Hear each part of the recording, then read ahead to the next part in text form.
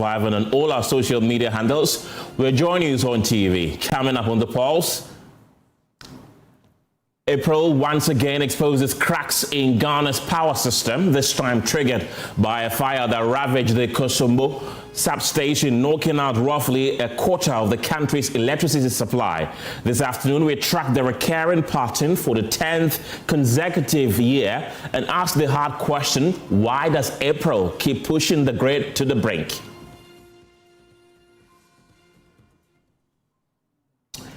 But let's take you live to the seat of government, where the Energy Minister, John Jinapor, is about to address the nation on the recent power crisis. Take a listen. This has been achieved despite the challenges we inherited as a government. And the records will show that as of December 2024, the deficit, or what you call load shedding, went as far as 700 megawatts. A gap that posed a serious risk to national productivity and economic activity. When we inherited office, we had a multitude of challenges. We did not despair, we did not whine. We told you the challenge and confronted the challenges head on. Through coordinated efforts and decisive leadership, we implemented structural reforms across the entire value chain, from generation, transmission, through distribution, and its related areas. These reforms showed measurable results, and you can attest that for a very long time, the power was relatively stable, and we received a lot of commendation. On the generation side, independent power producers who were complaining and threatening to shut down received significant improvement. We worked on fuel generation, increased gas consumption from Jubilee, from TEN, and from N-Gas, stabilizing gas supplies. On the fuel side with liquid fuels, we equally stabilized it. We brought discipline in the distribution sector, culminating in increased revenue collection, and more importantly, a very disciplined expenditure framework for ECG and NETCO. Whilst in 2024, ECG spent about 9.3 billion. This year, ECG spending 1.8 billion through efficiency, but spending that amount on critical infrastructure. And everybody can attest to that fact. Last year alone, we restored the partial risk guarantee from the World Bank, which had been depleted, $500 million. We paid over 1.4 billion energy sector debt, restoring confidence in the sector and ensuring that we deliver reliable power to the people of Ghana. Ladies and gentlemen, taken together, these efforts have resulted in a period of relative stability in power supply, one that many Ghanaians have experienced over the past year. However, and as happens in life, recently we've had some major challenges. These challenges have become a two-pronged challenge. The first is the unfortunate incident that just occurred over the weekend. The second is the technical challenges we faced based on the obsolete equipment, overloaded transformers, and transformers that have been failing. But notwithstanding these challenges, the overall trajectory of the power sector remains strong, progressive. We continue with the reforms, and I must say that the sector remains resilient despite the recent challenges. And as Minister for the sector, even though this is a very challenging period, I am determined to work with the team to ensure that we overcome these challenges. And so, members of the press, with your permission, I will deal with these two challenges. And with your permission, I'll take care of the incident that happened at Akosombo last week. I address you today first on what happened to Ghana's biggest generation plant, the Akosombo plant. An unexpected and significant incident that has greatly and significantly disrupted power evacuation across the country. Fellow citizens, this incident represents one of the most serious and unprecedented disruptions ever experienced in Ghana's power sector. And in the energy sector, Akosombo used to serve as a balance of load. And so hitherto, all of us even believe that once you lose Akosombo, then you lose the entire nation. As unfortunate as it is, despite the loss of Akosombo, all the other plants have been running. But it leaves a major deficit. The fire incident severely damaged the control room responsible for power evacuation. Because when they generate the power from the thermal plant, from the hydro plant, it has to go to the control room first. Then the control room takes the power through the switchyard and distributes it. And so when you lose the control room, it means that on the spur of the moment, you cannot evacuate any power, thereby crippling the critical component of the transmission system, leaving over 1,000 megawatts of power stranded at Akosombo. Obviously, with such an unfortunate situation, and inevitably, it results in supply disruption across parts of the country. Fellow Ghanaians, as minister responsible for the energy sector, my foremost desire and objective is to ensure that every Ghanaian and every part of our country enjoys a stable, reliable, and uninterruptible power supply for economic activity and social activity. This has been the focus of our effort since assuming office, and we have not relented on that effort. This unfortunate and unprecedented disaster, which I have never witnessed, has resulted in the temporary curtailment of power from our largest generation source, the Akosombo Dam, leading to severe power challenges not witnessed in recent times. Let me state, and I state humbly, to all those affected by this situation, I wish to assure you that I deeply empathize with you and I share your frustration and discomfort in this trying moment. We never anticipated this. We never saw it coming. We've never witnessed it. It's challenging, but we would rise above this challenge. Let me assure you that government, working through all relevant sector agencies, have responded with urgency and coordination. Our engineers have since remained on site. Some of them have stayed there for 3 continuous days without leaving site, working around the clock under very, very extreme and difficult conditions to restore operations. It has been hard work. It has been determination. When I visited the dam site and received a briefing, it was very challenging. Others thought that it was not going to be possible. But I'm pleased to inform you today that through emergency technical interventions and sheer determination, the first generation unit was successfully restored yesterday. This afternoon, as I was about preparing to come for this briefing, I received confirmation from the acting Gridco MD and the VRA MD that the second unit has also been brought and is generating power. I've also been reliably informed that the third unit is undergoing works and that it will be brought on as soon as possible. When we bring on the third unit, it then paves the way that the new technology, the innovative technology that they've never used following this incident has proven to be successful. Then they will bring on the remaining 3 units. On behalf of government and on behalf of the good people of Ghana, I wish to seize this opportunity to commend and salute our engineers and technical teams who have remained on site, working tirelessly under extremely difficult conditions to restore the system to full operation.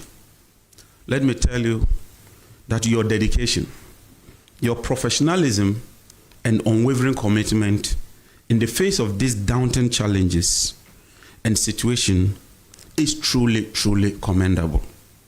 I salute you, I thank you, I commend you, and I'm immensely proud of what you've achieved so far. Given the situation, I've also directed the MD for the Electricity Company of Ghana to provide regular and timely updates to the public on areas that will be affected. We will not shirk responsibility. We will not deceive you. When I briefed the president told me to be honest and transparent. Yes, this unfortunate incident leaves a gap, and so it will affect some people. And so ECG, under the management of Engineer Julius Pekwena, have been publishing regional updates. And in collaboration with the Ministry of Information, we're even going to make it more available for everybody to see what is happening. But because it is fluid, because it's not like the regular load shedding, where you are aware that for a foreseeable period of time, you cannot restore power, we cannot do weekly publications. In fact, engineers are working around the clock. Within this week, they are pushing to restore all the plants back online. And so we can only provide you with a very short interval period. Indeed, this morning, we published a schedule for 6 o'clock to 6 p.m. That's 6 a.m. to 6 p.m. This afternoon, they've had to review it because one more plant is come on with about 140 megawatts. And so we would not live in denial. When we face challenges, we will tell Ghanaians. We know that, like me, every Ghanaian wants to enjoy uninterruptible supply of power. But I also do know that Ghanaians also appreciate it when we have genuine challenges that is not caused by policy failure or intentional. We'll be honest with you, but we'll also tell you what we are doing to address the situation. And we have since been doing that right from the day I visited the plant and all the periodic updates that we've been providing. Let me also state clearly that disasters of this nature are neither predictable nor entirely preventable. And even in advanced countries, sometimes they face challenges. However, what remains within our control is the speed, the coordination, the honesty, and the determination with which we respond to these challenges. In our attempt to swiftly restore power, safety would remain paramount. The safety of the engineers is very, very critical. We can't afford to lose even one soul or sustain any injury. And so this work ought to be done diligently, meticulously, in accordance with safety standards. We would move with alacrity, we would move swiftly, but we will not seek to cut corners. To get to the root cause of this incident, as Minister for the sector, I've constituted a technical team chaired by the Venerable Engineer Williams Amuna to conduct a thorough and independent investigation into the incident. They will focus on the technical issues and come out with a report in 2 weeks. I'm well aware that the security agencies are also conducting a parallel one, looking at possible culpability and criminality, and we'll be waiting for that investigation.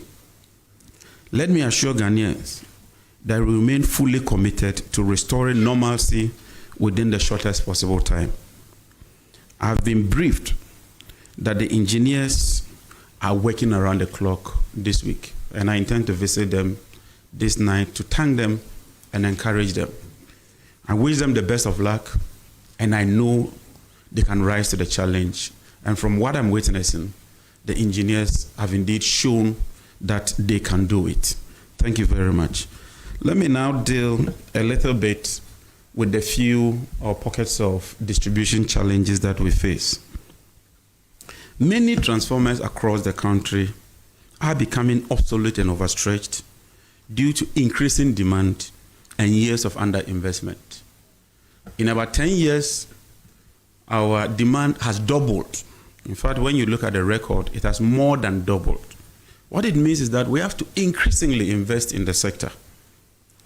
But due to underinvestments over the years, this has resulted in overloads, low voltages, and recurring outages. Government is addressing this issue head-on by implementing a nationwide transformer upgrade and replacement program. As an immediate intervention, this month alone, we have installed almost 200 transformers. And we have the list with Roxanne. He will make that available to you. In Tamale, on the day of the incident, I personally visited Tamale. And we have the list of all the areas that these transformers have been installed. This week, we intend to deploy another 140 of these transformers.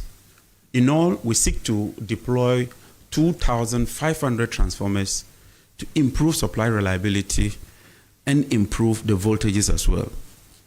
To improve these voltages, high capacity transformers are being deployed at key primary supply stations. Already, we have done Adenta, and that can be verified. We've done Lashibi, that can be verified. Yesterday, we did Teshinungwa, that can be verified. Within this week, by close of week, we will move to Kumasi to tackle the Rage primary substation. These are big, big transformers. And we are moving away from the 20 kVAs to about 30 kVAs and above. And that tells you that we are really investing in the sector. But it takes a bit of time to realize the benefits of all the investments we are making.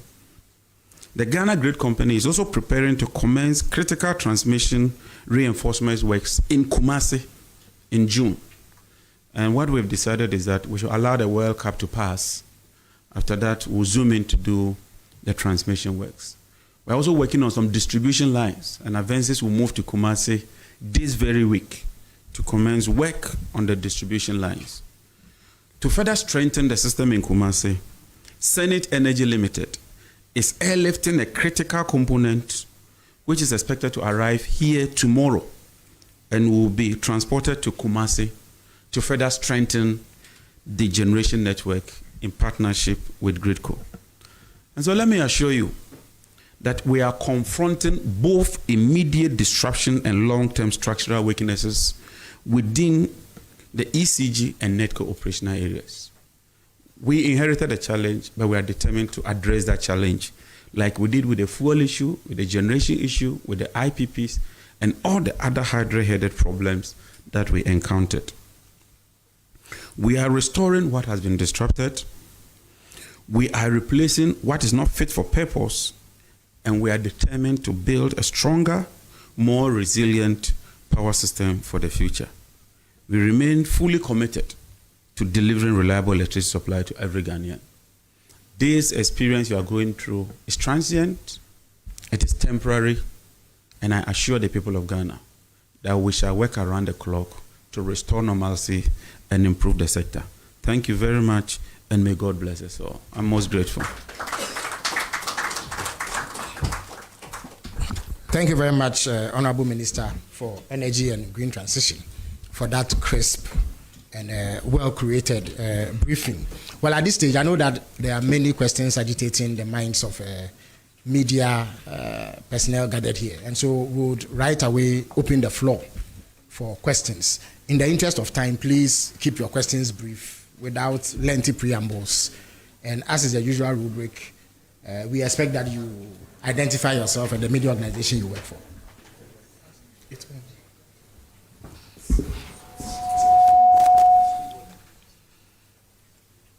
Hello. Good afternoon. My name is Shadrach Odamejare, Metro TV Ghana. My first question has to do on some questions I picked on social media. I was asking the minister, the doomsaw has been happening before this said issues with transformers and fires at Gridco. So I don't know how he would respond to that. And the second one is the stepping aside of the Gridco CEO. That also they are asking, is that not too reactionary, and is that not going to undermine the work of the said committee before the report comes in? And my last is a plea. Most of the people, like it or not, who point fingers and cast insinuations at the minister and every leader here will possibly do it in Chi or Ga. So can we please have a rap in Chi? Said yeah, to me in Chi for no more metiase na yankokase minister ne say so non kai medas. All right. Thank you very much. Hanan, please move to the microphone. Yeah. Thank you. My name is Abdul Hanan Adam, and I work with the EIB network. Minister, You said the ECG boss would, or ECG would provide timely update with regards to when these lights will go off. But is it not to say that that is publishing doomsaw timetable in disguise, as the minority will put it? How do you respond to that? My second question has to do with the shake-up in the Ashanti region. Is it that you decided to do the shake-up because you agree with the party chairman in the region that it is some sort of sabotage with regards to power distribution in the region? Thank you. Thank you very much.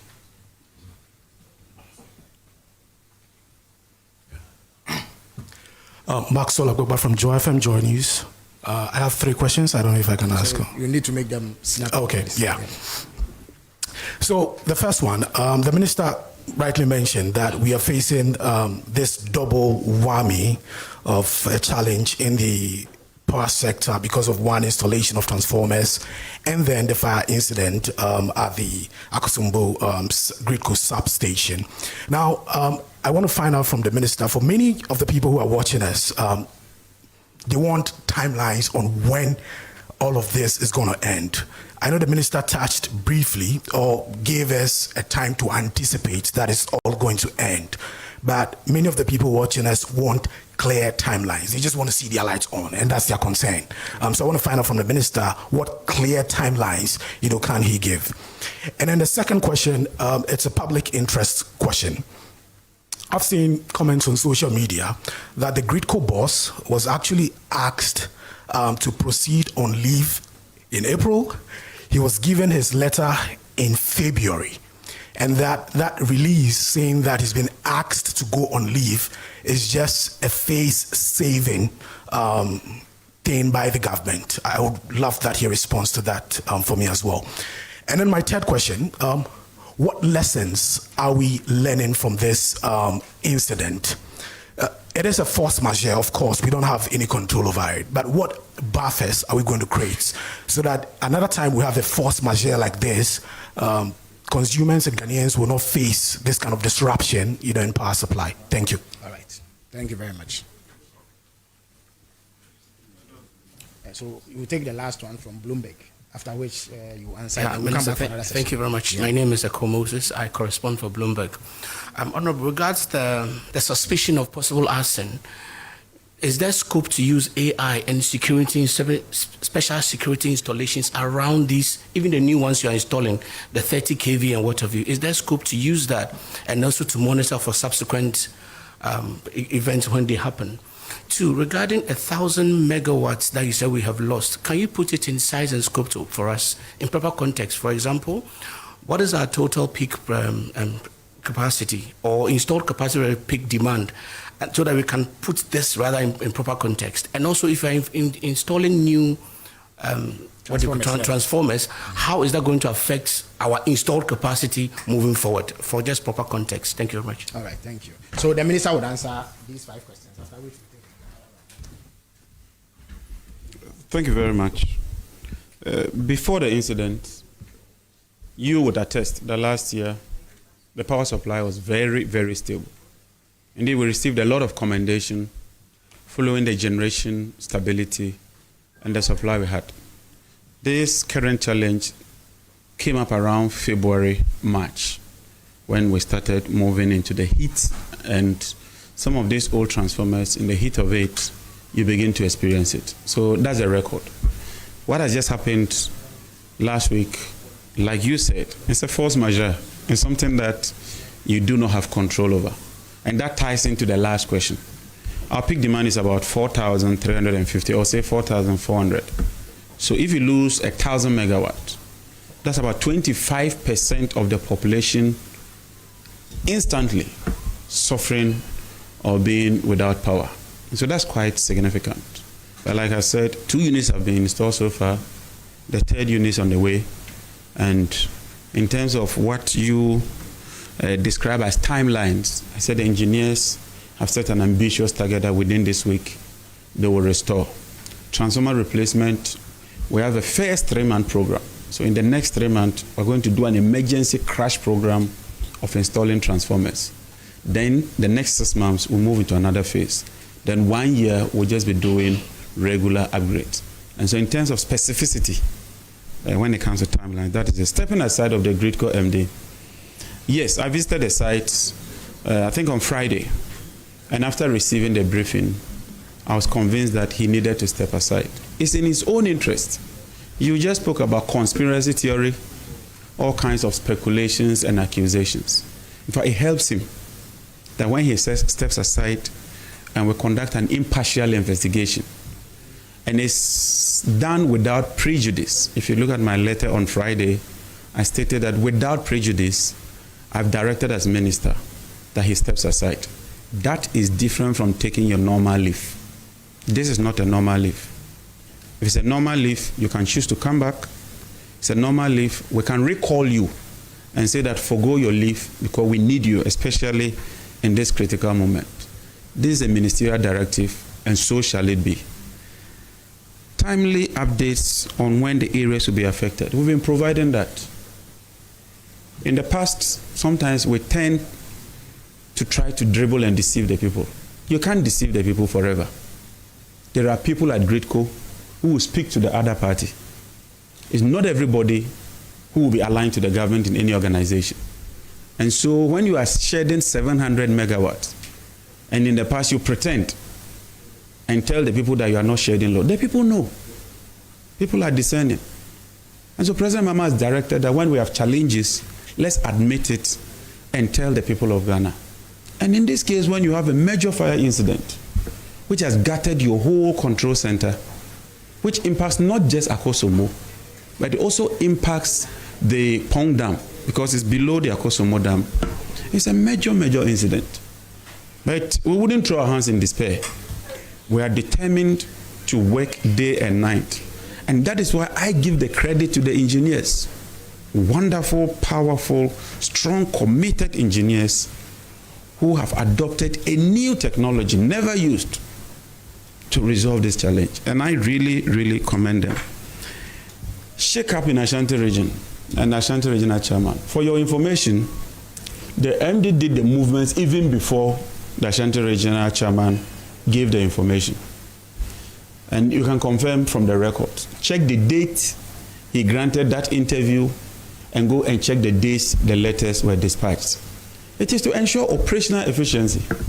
In my organization, once in a while, I move people around.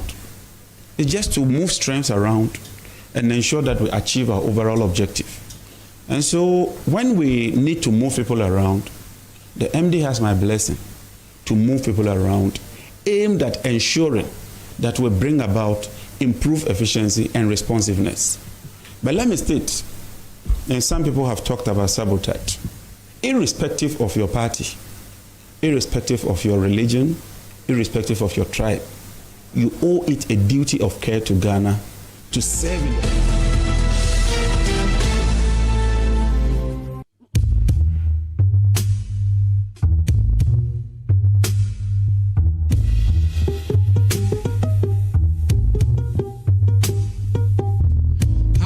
Say we all day matter inside, we all they suffer. Something they cause me, they cause you, they cause your son and daughter. Where we all feel come together and try to sort each other. Then you go turn around and sell out just because of dollar. Manjas they think. We've learned one lesson, and the first lesson is that we can reliably supply power without Akosombo. Hitherto, a lot of the engineers believed that Akosombo served as a balance of power, and that without Akosombo, the whole transmission system would come crashing. They have also just discovered that in emergency, they can evacuate power even when the control room is bent.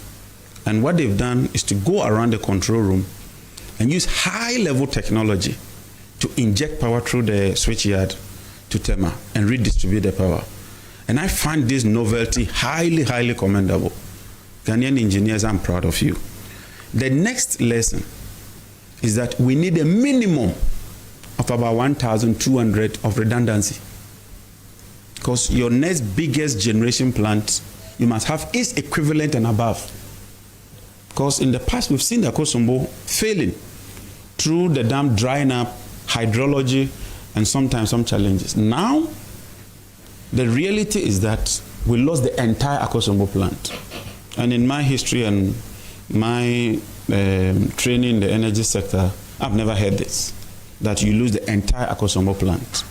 So it means that immediately we must kick in some measures to increase efficient, cost-efficient and affordable increased generation. It comes at a cost, but we must balance it and ensure that we deal with that situation. Suspected arson. We are not ruling out anything at this level because it's too early to draw conclusions. And I think that we should allow the committee to do its work. It's not for anything that we established that committee. Like I said, national security is also handling their aspect of it. And so our appeal to all of us, we swore an oath to do good. So please let the investigations conclude. When we get the results, we would implement the findings of the results to the letter. Thank you very much. I think I have dealt with all the issues. Thank you. Well, there was a request for a summary of what you said, Jimshi, but that will be for later. So please identify yourself and shoot straight to your question. Good afternoon. My name is Romeo Teta, report for Amoto 92.3 FM. Honorable, please, my question will be on the stolen ECG cables. So far, who is being prosecuted for it? We would prefer that the question focuses on. No problem, Minister has offered, but let the questions focus on the immediate issue at hand. There's a tendency for you media men to divert attention from, not that anybody is running away from accountability, but I think that we are in an emergency situation and the people out there require specific answers. So please let us keep it that way, yes. So we'll make an exception for you. Okay, sir. Yes. Then please add a second one to it. So go ahead. That after 2024, the ECG had a lot of debts. Please, can we know the person responsible for it? Responsible for what? For the debts. The debts. After 2024. Well, I'm not too sure whether. Anyway, the minister will do his best to answer. All right. Hanan, but you've been here. Oh, just one more.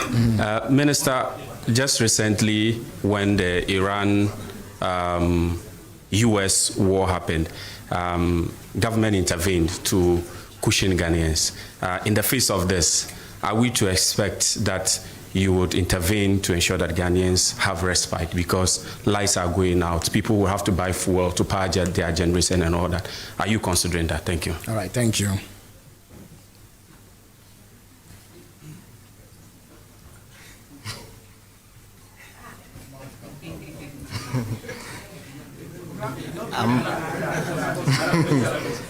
I'm Reverend Edie of GNA.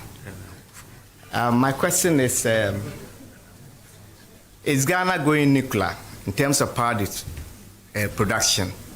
And when will the vendor be selected to start the nuclear project in Ghana? Okay. Thank you. So you are talking about alternative sources of power generation? Yes. All right. Komila, please go. Yeah. So just like you called my name, I work at TV3.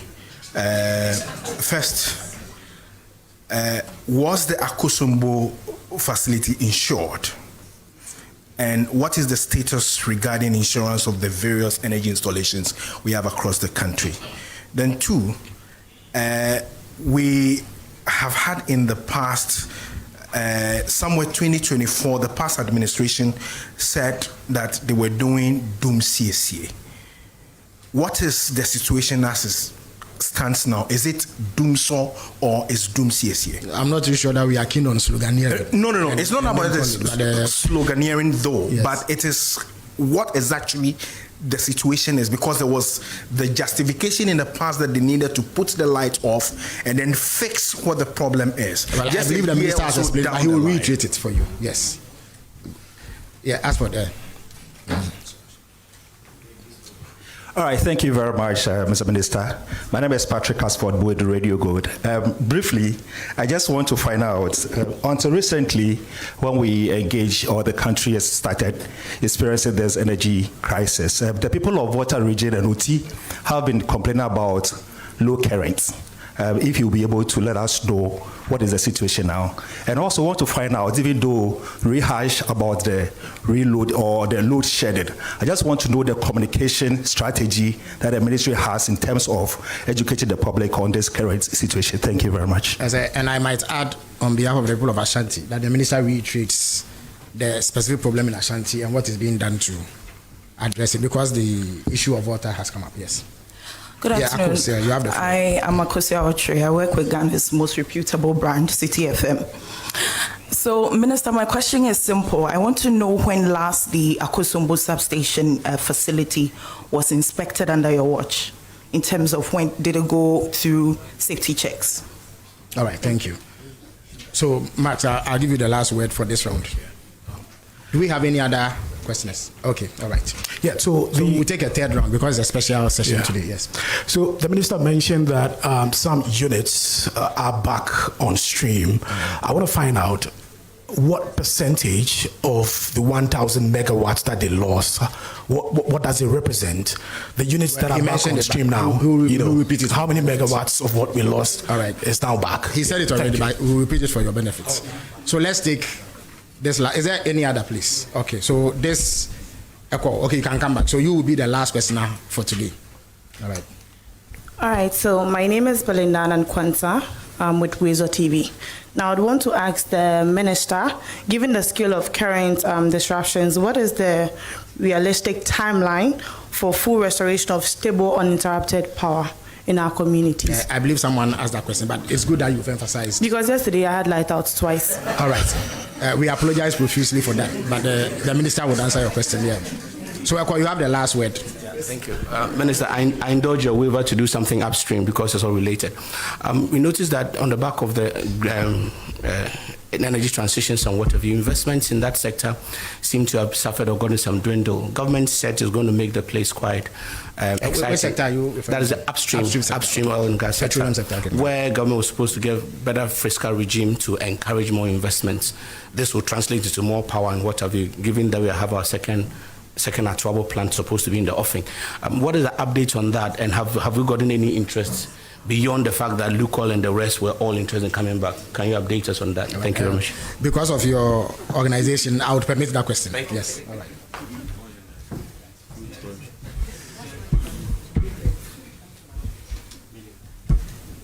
Okay. I think the first one was on the debt situation. Like we said, we inherited a debt of about 80 billion cedis. And we've been addressing the debt situation, paying off legacy debt, and also working very hard to pay the IPPs a chunk of what is due them. When we assumed office, the IPPs were paid about 40%. We've taken it to as much as around 90%. In some instances, some even receive 100%. And so there's been remarkable improvement when it comes to the debt. Then cushioning. I have no problem if government cushions people, but we should avoid what happened in the past. And the ECG MD is here. During COVID, you were told that you'll be given free electricity. This government came and we are paying for that so-called free electricity. And so my advice has always been that it's good to provide the people with subsidy, it's good to cushion them, but let's budget for that and make the funds available for that subsidy. Nuclear, we are on that, and we are working very hard. Insurance, I want the investigation to address all the issues of insurance and related matters. And so I do not want to prejudice the issue of insurance. Whether doom CSCA, doom or doom cra or doom so, the first thing is, let's be honest. Look, once in a while we can have challenges, like we are just witnessing. Unpredictable, nobody foresaw it, nobody could tell the magnitude of it. And when you have such a situation, don't try to play tricks with the people. We have a deficit. And we've admitted that because of the fire incident, we have a deficit. I've directed ECG provide periodic updates on regional basis, areas that will be affected every 12 hours, because it's a very short duration. Like I said, we are looking at this week. So you can't do a weekly schedule. And even what you provide a day It keeps changing because just this afternoon we've had another plant come on. We are looking at another unit coming on. So we provide that periodic update. People are not happy, that's a fact. But I know that people are discerning. People are very discerning. Ghanaians have the wisdom, and they know that we have a legitimate, genuine challenge that is not of our making. And they know that we are putting efforts to address that.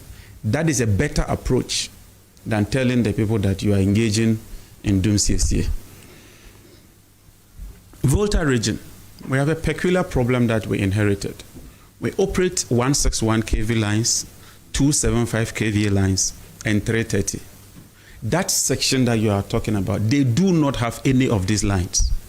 And you can verify from the engineers. And so the voltages will be unstable since independence.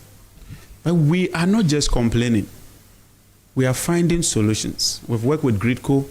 The immediate thing we are going to do is to construct a 1/6 line from Asiepe to Ho with improved transformers so that we take Ho off the old line and give them a dedicated line.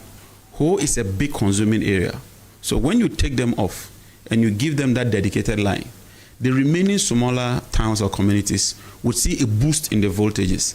Then we go ahead with the long-term measure to address the challenge. And next week, we intend to go to Ho to engage or commence that exercise. So the people of Volta region, yes, I know that you've been suffering low voltages, including Otidamanko, Bimbila, all the way. And that's the spine we are talking about, and we are determined to deal with that. Inspection of the dams is a routine exercise. They keep inspecting the dam. Even with this challenge, they've quickly taken advantage of it and sent divers to inspect the dam. So the integrity of the dam will continue to inspect it. That is why we couldn't foresee this explosion and inferno. But I'm sure that the investigation will deal with that. And you are Kumasi. Oh, I said the containers. Let me deal with that. I said I'll deal with that. I saw containers. Yeah, Kumasi has a peculiar issue. The network is very bad. And you can talk to every engineer. In fact, this work that I'm saying Advances is going to do should have ended in 2023. That is when they should have completed that. But it's dragged on. We have to do some investigation. We have a roadmap. And so we have the green light now with ECG to do that loop. It will bolster the transmission system. Then the primary distribution point. The one we did at Lashibi, for instance, I was told it's about 32 or so years old. I mean, a 32-year-old plant or generator, 23 years. A 23-year-old, I think one of them too was 32. So a plant that is stayed for 20-something years and with increased consumption and increased demand, it will surely put pressure on it. That's why I said that if you take the rich area in Kumasi, we are completely changing the transformer at the primary distribution station and putting a bigger one to bolster the voltages. We are also going to work with Gridco. They're supposed to close a certain loop, which will also bolster the system. Why maybe some people couldn't do it is that it will involve some minimum outages. But it has to be done. Yes, sometimes when you do these things, it creates some inconvenience. But the cost of postponing it is what we are witnessing today. So when we have to take a decision and improve the system, even if it will cause some temporal unease or some discomfort, we have to do that. It's a necessity. And so after the World Cup, we will do that exercise. We'll go to Kumasi and explain to them. And I'm sure that they would appreciate and understand what we are doing. So we place priority on Kumasi. It will never be the case that President Mahama will neglect any part of the country. Because when we do that, we boost economic activity and it helps all of us. ECG containers, yes. When I assumed office, and you can check from the records, I set up a committee to account for the containers. The committee came back to me and said they couldn't account for a certain number of containers. And CTFM, you are here. You can just check your own records. John Jinapo, we will recover ECG missing containers or funds. So my priority first is to recover every single container at the port. In fact, that is what every minister should be doing. In addition to that, I've written to the Attorney General to look into possible criminality and let the law take its course. That's what the wise minister will do. We've recovered 1,569 containers so far. They were stuck there.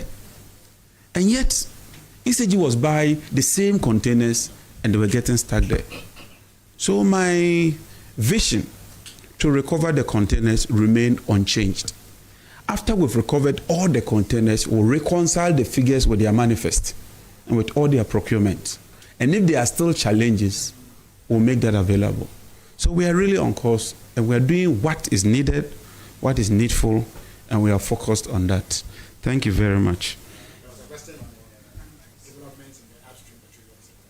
What was that? Yes, in the upstream sector. Oh, yes. In the upstream sector, we've increased gas production from Nigeria.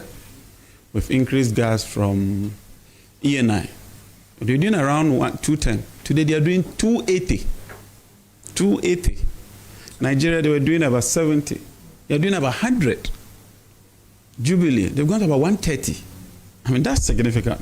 In less than a year to achieve that feat on a three-pronged approach, it only means that you are really putting in place the measures. Like I said, this temporary situation, we are determined to deal with that. And we are going ahead to even increase more gas. We just signed a framework agreement with the Jubilee partners, 2 billion investment. We've signed another framework agreement with ENI, 1.5 billion investment. For the first time in 6 years, the continuous decline of our oil production this year will halt it and turn it around. With Look Oil, I have good news for you. Next week, I'll brief you. Something positive is happening. Very positive. We're making a significant headway, and we are determined to address that challenge. We are making the sector attractive. All the big majors are coming in. Shell is showing interest, Chevron is showing interest, Petroleum Commission is leading us in that agenda and working with diligence, with transparency, and there's certainty now in the sector. So we are on course. In the downstream sector, in countries like France, in London and other countries, South Africa, Kenya, Tanzania, they don't even have the fuel. There are shortages there. Some countries do not even have the fuel. We've never suffered any supply disruption. We are rather providing subsidy. So we are on course, and sometimes we get these challenges. But I know that we overcome this challenge. Thank you. Okay.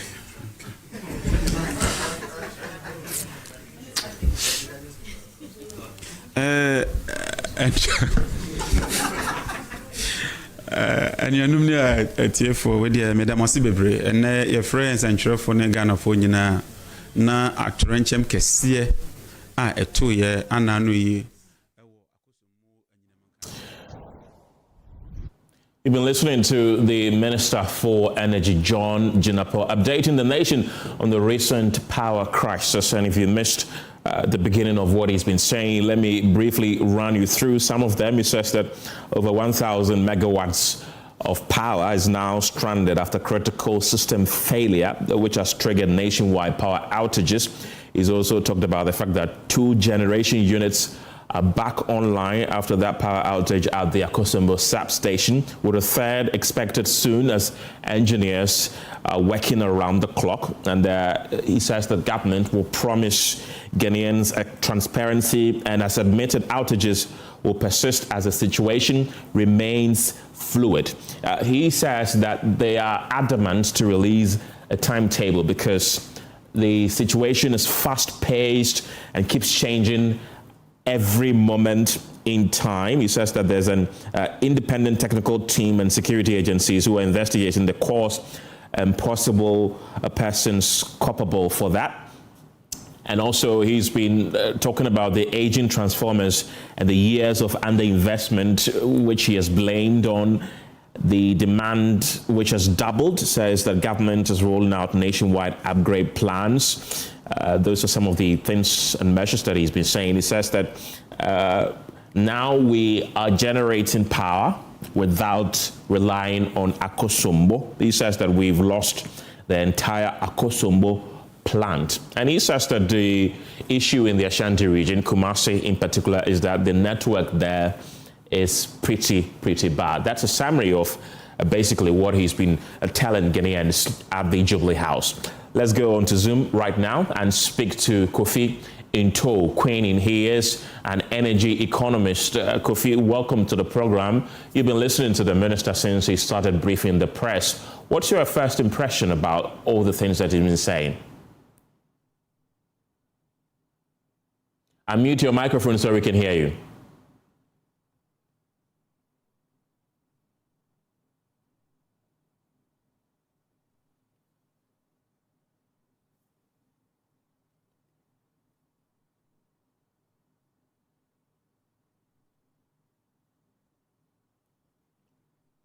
Kindly unmute your microphone. Hello? So we can. Yes, you are loud and clear now. Yes. Okay. All right.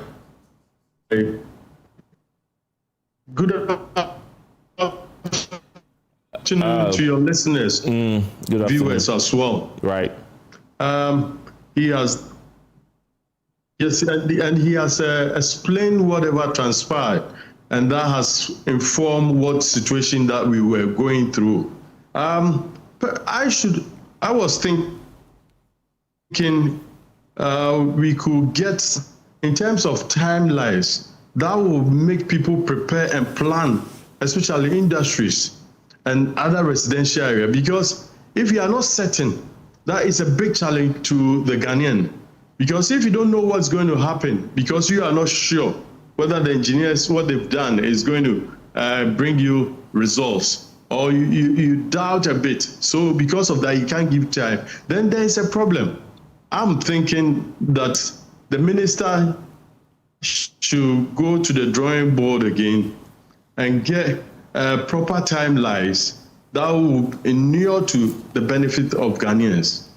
Moreover, he said they've installed about 200 transformers, I think, and about 140 of them. I think we will get to know of this, the proper results, as time goes on, because right now we can't verify it. We have to, it takes some time to verify some of these things.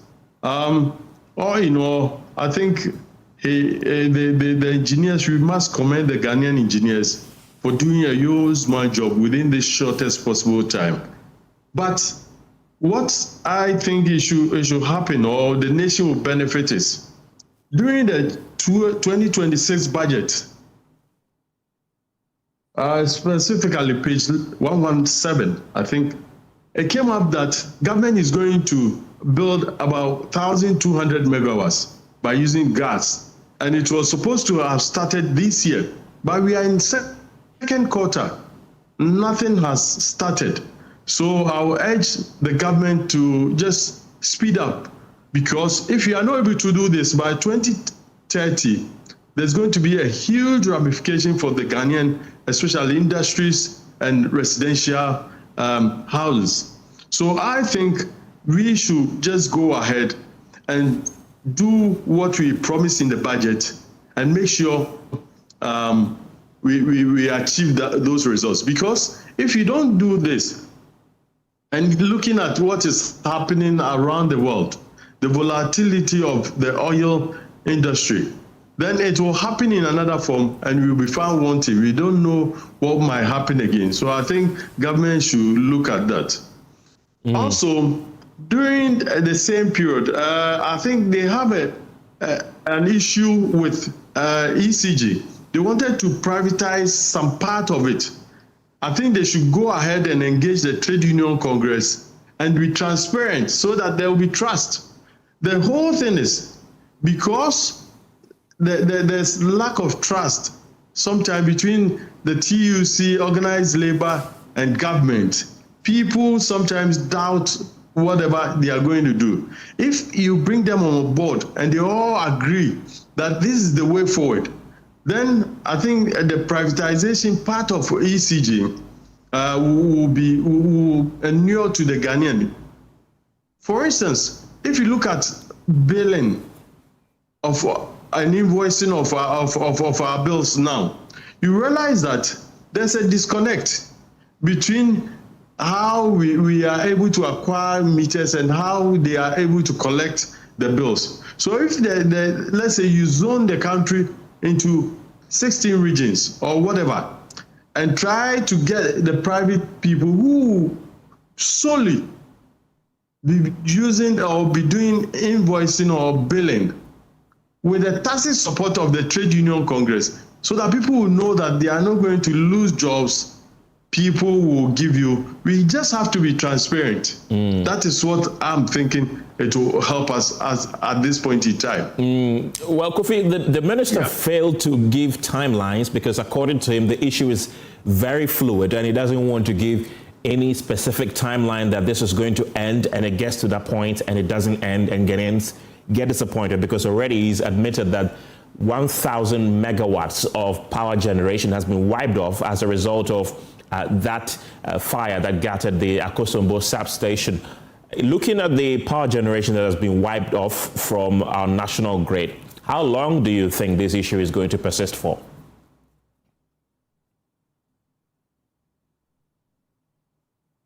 Well, if you look at the gap, if 1,000 megawatts of your power, you've lost 1,000 megawatts, then I think with this, because our energy mix is still fluid, because we still don't have that generational capacity to increase rapidly. It takes time. So looking at this, I'm thinking if you are looking at between 2-3 months, we should be in a stable and comfortable position. But I want to reiterate that the 2026 budget, that said they're going to build additional 1,002 megawatts through the Ghana gas project, should still be looked at and tackled urgently so that we can meet those deadlines. Other than that, it will reoccur in another form, and that will be very difficult for the Ghanaian populace. And I was happy that some of the pressmen asked about nuclear, but I think the minister did not re-emphasize any detail. All he said was they are working on it. Perhaps because nuclear is very expensive. The minister should come out, let everybody know so that people can hold them accountable.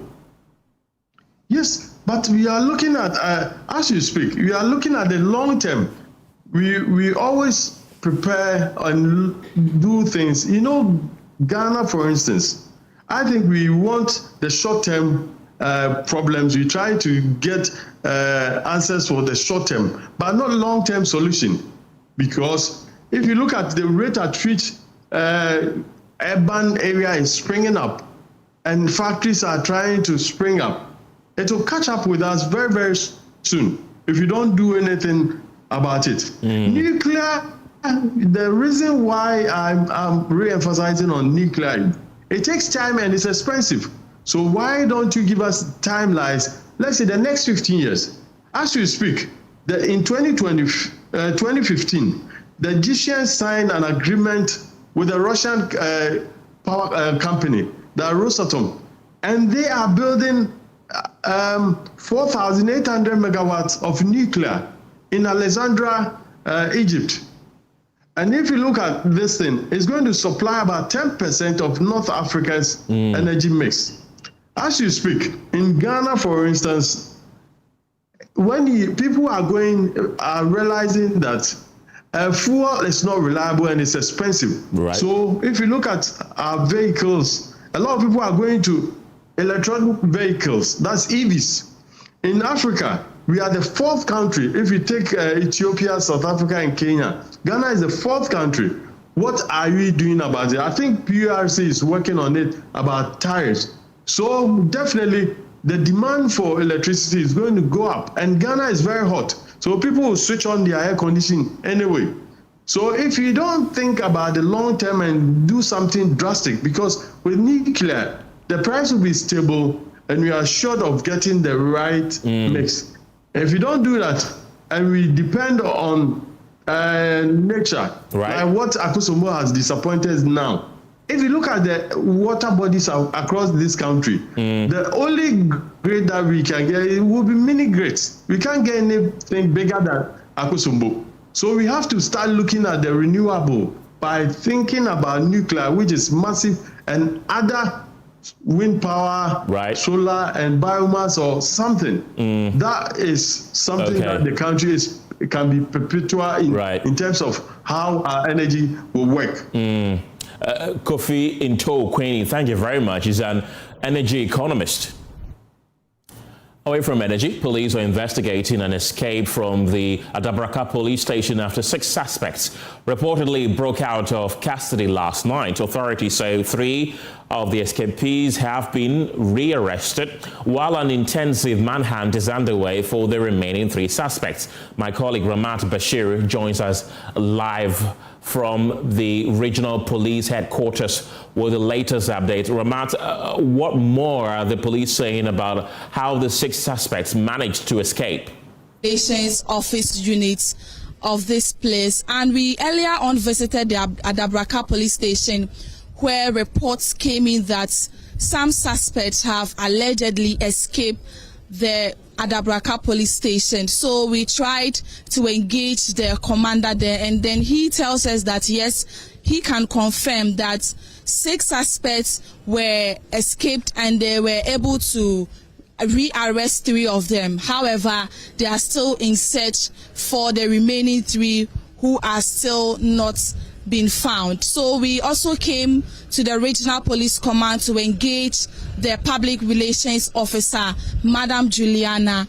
And just before we got to her, she says that this is a press release they've released, and in the release it's clarifying some of the information out there, saying that the people who escaped the scene or who escaped the police station are actually the suspects in connection with the alleged murder of lawyer Sami Jenfi. The police says that this information is not true, it's miscommunication, and that they are urging or encouraging the public to disregard information like that. And they are also assuring the public that they will also continue investigation. They say that investigation are they're actually intensifying investigation to ensure that these 3 persons who are yet to be found will also be found and brought to book. They are, however, assuring the public that security is going to be tightened and that they are going to ensure that nothing of that such happens again. However, they've not been able to reveal to us the identities of these persons, and also they've not been able to tell us the cause of this incident. And we are hoping that in the coming hours or in the coming days, the full investigation will tell us how these persons were able to escape. Over to you, Ken.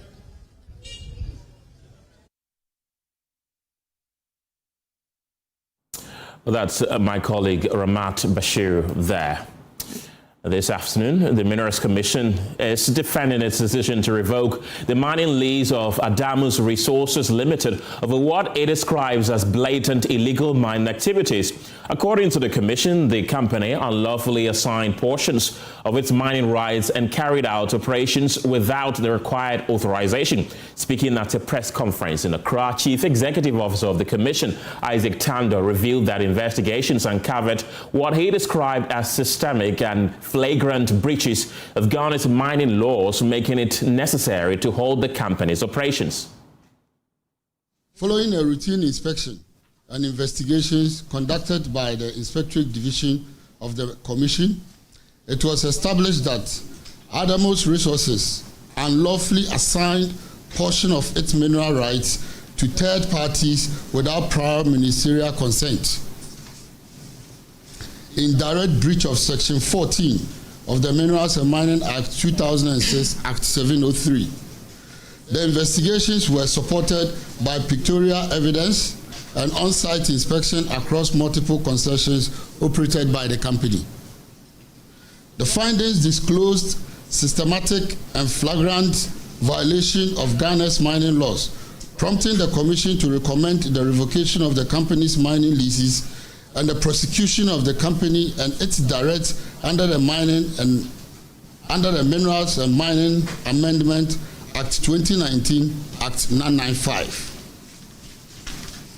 While Section 68, subsection 2 of the Act 703 and Regulation 200, subsection 3 of LI 2176 requires notice period to remedy breaches, immediate revocation is justified while the public interest and environmental protection demand agent action, or where the illegalities or breaches are found to be flagrant and deliberate.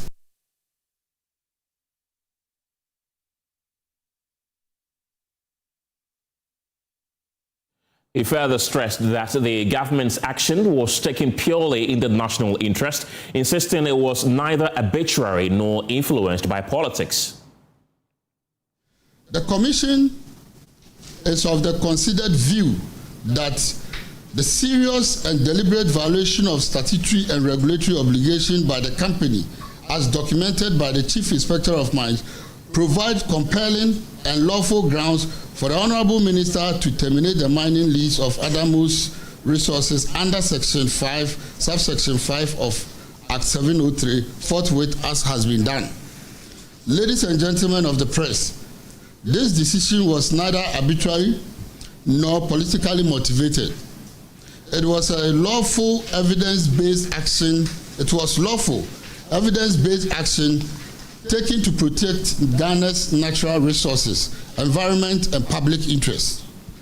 It was a direct consequence of persistent violation of the country's minerals and mining regime by Adamus Resources Limited.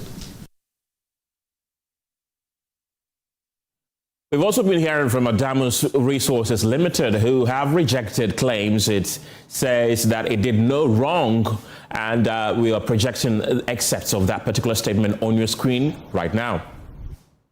And there it is. It says Adamus Resources Limited has rejected the revocation of its licenses, calling it inaccurate and misleading. The company insists it operates legally with valid permits from the Minerals Commission and Environmental Protection Agency under Act 703. It alleges a breach of due process, saying it was neither notified over the allegations nor given a chance to respond. The firm denies involvement in illegal mining or unlawful subcontracting. It reaffirms commitment to lawful, responsible mining and is engaging authorities to resolve the issue. The company says it will take steps to protect its legal rights while cooperating with stakeholders. So that's the Adamus Resources Limited statement they have released on the revocation of the licenses by the Lands and Natural Resources Ministry. They're strongly opposing to the reasons why the Lands Ministry revoked their licenses in the first place, and they say that they are reaffirming their commitment to lawful, responsible mining and engaging authorities to resolve the issue. The company says it will take steps to protect its legal rights while cooperating with stakeholders. So those are excerpts from the statement that Adamus Resources Limited released to reject those claims. And back in the studio, Pakwesi Shandorf has joined me. He's the spokesperson of the Lands and Natural Resources Ministry and also NIMOS. Frank Asare is the director at the Minerals Commission in charge of minerals titles. Gentlemen, thank you very much for your time this afternoon. Pakwesi, I want to start with you. There's been a vehement pushback from Adamus Limited concerning the revocation of their licenses. They are denying the reasons why their licenses were revoked in the first place. Right, so first off, good afternoon to you, yourself, and of course I'm here with my brother as well, like you rightly introduced him. The pushback, or if you like the the response from Adamos does not support the facts.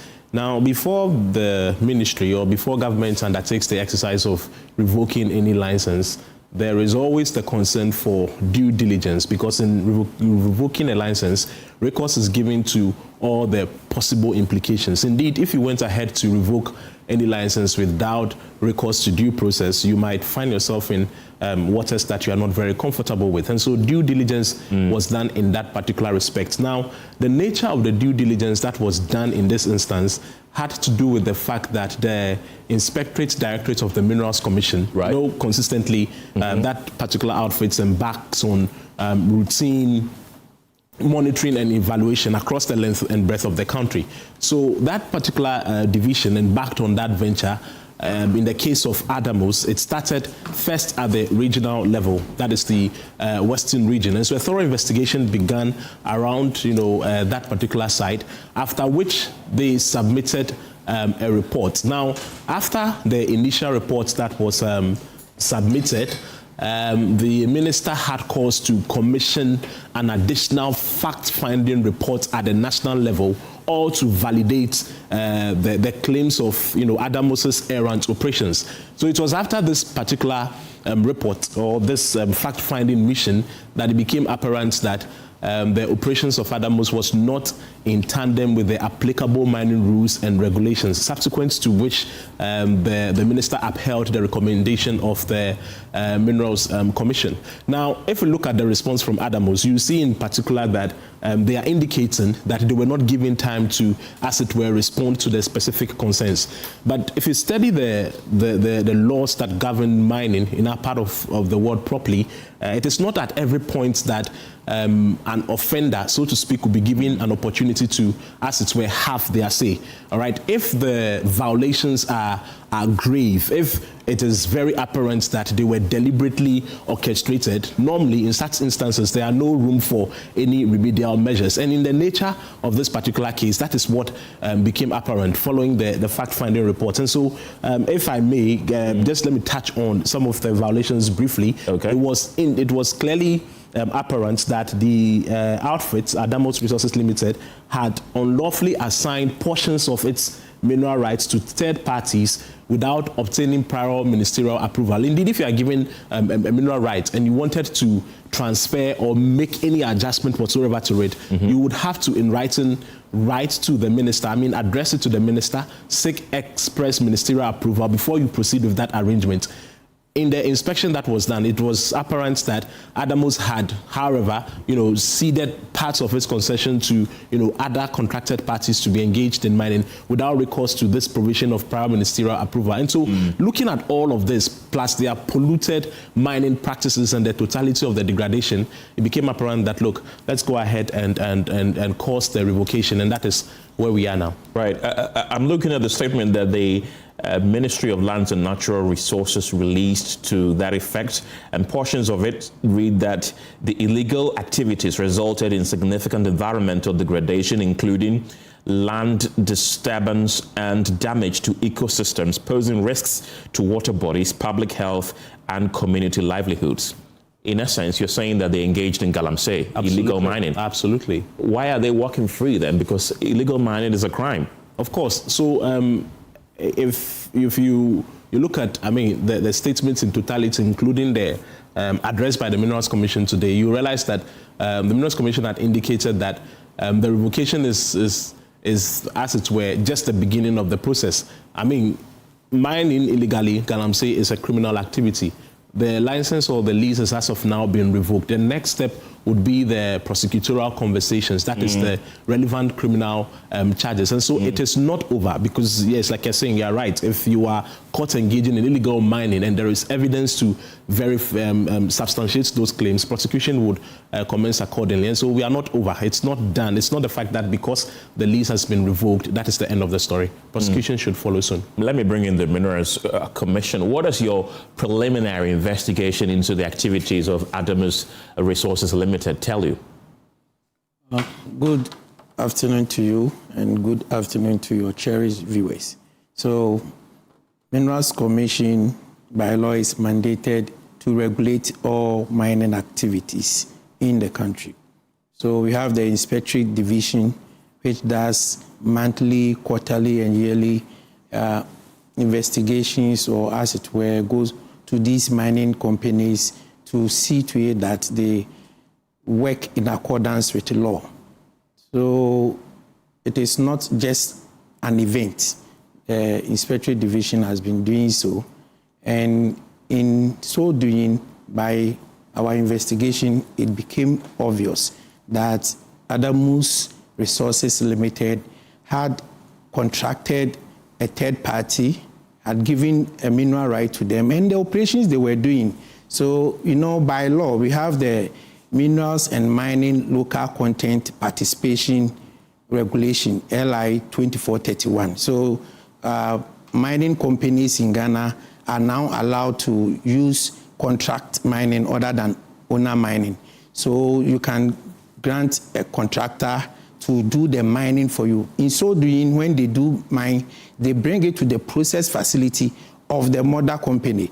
But this one, you realize that where they were working was far from the Adamus infrastructure.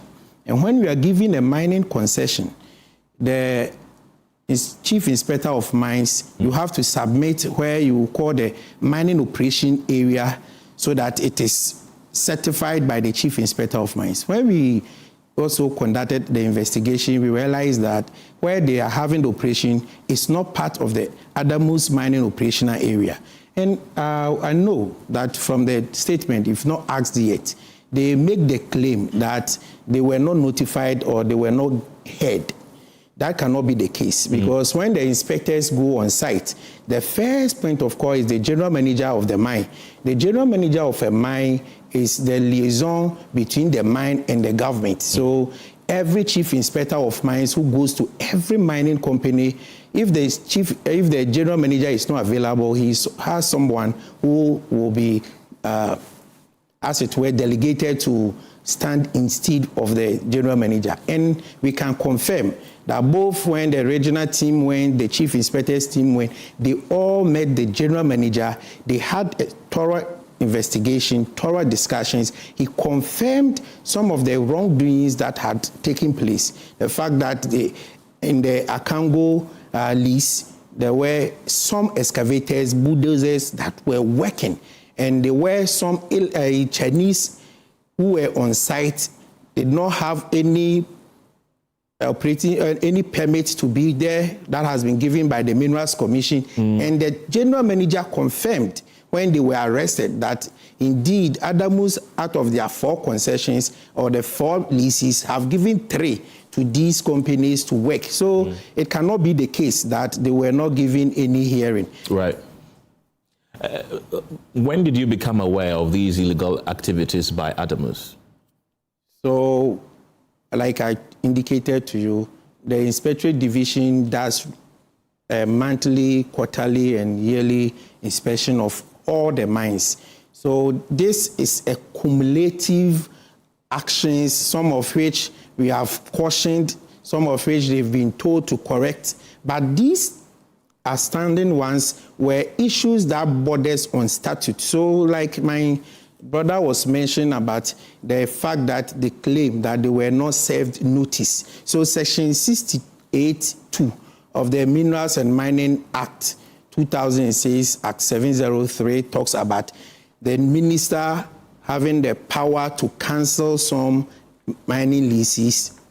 However, in so doing, notices will be served. So when you go to section 68(2), it mentions specifically things that can be remedied. That is why we will serve you notice. So Adamus as a company has received notice to remedy breaches that has to do with payment of annual mineral right and what have you.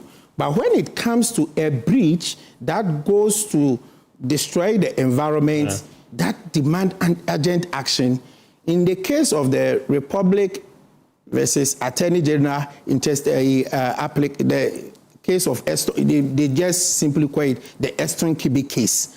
The Supreme Court made it clear that the minister responsible for mine has that power, that if a mining lease is granted, to any company and the company's action is against statute in the public interest, the minister can revoke that license. And that was the case of the Eston Kibi case. So when you look at section 68(2), it talks about the minister on the recommendation of the commission may suspend or cancel a mineral right if the holder, A, fails to make payment on the due date, B, becomes insolvent or bankrupt, C, makes statement to the minister in connection with the mineral right which the holder knows or ought to have known to be materially false, or D, for a reason becomes ineligible to apply for mineral right under this act. So when you go to 2, then it tells you about the fact that they need to be notified. So the minister shall before suspend or cancel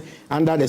So I can give you evidence of the fact that this 68(1) and 2 has in the past been complied with, where the Minerals Commission has served a notification or recommendation to the minister, and we have written to Adamus to correct some of these breaches. Right. But this particular one is a breach that goes to the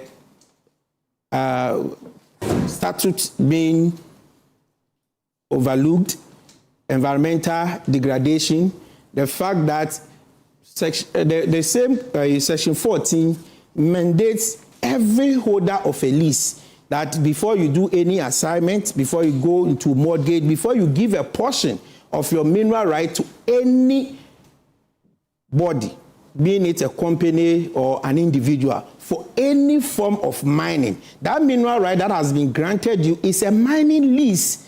It has not been sold to you, or you are not holding a freehold. So it is for a period. If in so doing there is any time that there is any action that has to be taken, you need the express approval of the minister. So 14(1) says, a mineral right shall not in whole or in part be transferred, assigned, mortgaged, or otherwise encumbered or dealt in a manner without a prior approval in writing of the minister, which approval shall not be unreasonably withheld or given subject to unreasonable conditions. Okay. This was breached by Adamus Resources Limited. Right. Pakwesi, why did it take the Lands and Natural Resources Ministry this long to revoke their license? When you say this long, I want to understand. I asked him how did they become aware of these illegal activities, and he did mention that there had been several warnings to them. Illegal is illegal. Why wasn't the first whip cracked the moment you noticed something like this was happening? Of course, like he said, you need a report that is thorough. You need evidence that is incontrovertible. It should not just be based on, if like, flimsy reasons, so to speak. And so when there is initial detection of an error, you necessarily, as a matter of due diligence, need to give yourself ample time to confirm the said illegality. So you build a profile, you erect a dossier on the issue, subsequent to which you take action. And so it's not a case of, if like, maybe prolonged handling of the matter. That has not been the situation at all. You want to be extremely sure, because I did indicate from the very outset that revoking a mining lease is not, so to speak, a child's play, so something that you want to do recklessly or carelessly. So yes, the inspection directorates consistently did their job over the period, accumulated all the facts, bulked all the evidences together, and now we have come to that point where relevant action has been taken. So it's not as if there's been a delay of any sort. You want to be sure that you are doing the right thing in the interest of the law. How about, or what is NIMAS doing to crack the whip on people who have mining licenses but are engaging in illegal mining, just like you found out from Adamus? So NIMAS, like you already know, is an enforcement outfit. Indeed, their activities fall in line with the five-pronged approach that the ministry has deployed in the fight against illegal mining. So when NIMAS is deployed to any area, their mission or the tax briefing is simple. You detect the wrong, you effect arrest where possible, and then prosecution subsequently takes place. And that is what NIMAS has been doing during the period under review. And its operations are still continuing. Indeed, in this particular respect, you know, Adamos is a large-scale mining company, all right? Indeed, the other large-scale mining companies as well. As and when NIMOS makes any relevant detection, it collaborates with the Minerals Commission, and then action is taken. So to an extent, NIMOS is involved in all of these, you know, issues. So if I understand you correctly, is that to say that there are some other mining firms that are being investigated for possible? Absolutely, absolutely. You see, the goal of the sector minister, Honorable Akufo-Addo, is effectively to sanitize the system. And I may want to say that if not for the fact that we had him at the helm of affairs, the menace of illegal mining would have been far worse than we are experiencing now. All right, so these measures are not, first of all, even restricted to the large-scale mining companies or even the small-scale mining companies or any selected group. It's generally the entirety of the mining ecosystem, and he has that determination to sanitize the space. And so we want to believe that as we progress, more of this would happen. If you're a mining company, if you're a leaseholder, and at any point in your operation you violate any of the rules, just like my brother has espoused, you would not be spared whatsoever. Gentlemen, thank you very much for joining me this afternoon. Frank Asari is the Director of Minerals Titles at the Minerals Commission. Pakwesi Shandov speaks for the Lands and Natural Resources Ministry, NIMOS as well. A former Supreme Court Judge, William Atuguba, says the Office of the Special Prosecutor faces several legal barriers before it can be fully vested with prosecutorial powers. His comments come amid intensifying legal arguments following a court ruling which directs the OSP to first obtain authorization from the Attorney General through an executive instrument before prosecuting corruption and related offenses. In an exclusive interview with Joy News' Gemma Apia, Justice Tuguba cited Article 88 of the Constitution as clear and unambiguous on the issue. He further questioned whether the Attorney General has the legal capacity to delegate prosecutorial authority to another institution, given the Constitution explicitly vesting the mandate in the AG. I leave you with that interview. My name is Kenneth Gyasi. Have a good evening.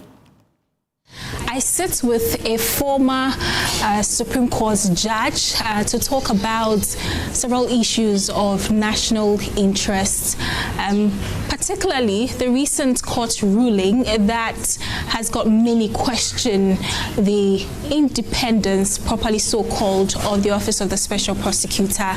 Justice William Atuguba is my guest. Thank you so much for having me. Let's start with the recent court ruling.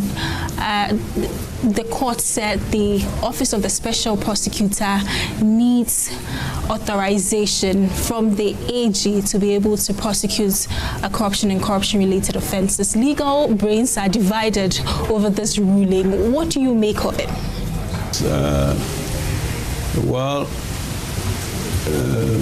Technically, when proceedings are pending before courts,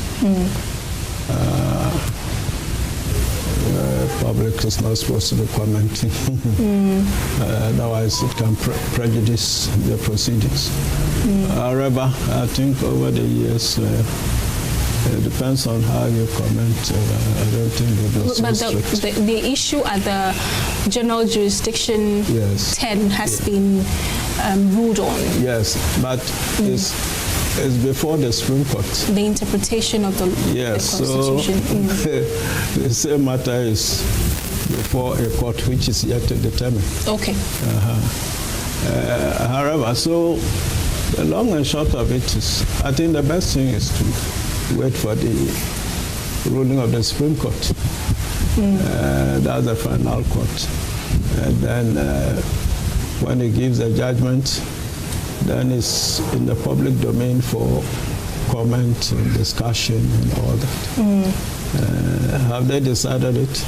Not yet. Yeah, so, I mean, whatever we say here is subject to how they come out on it. So, the best discussion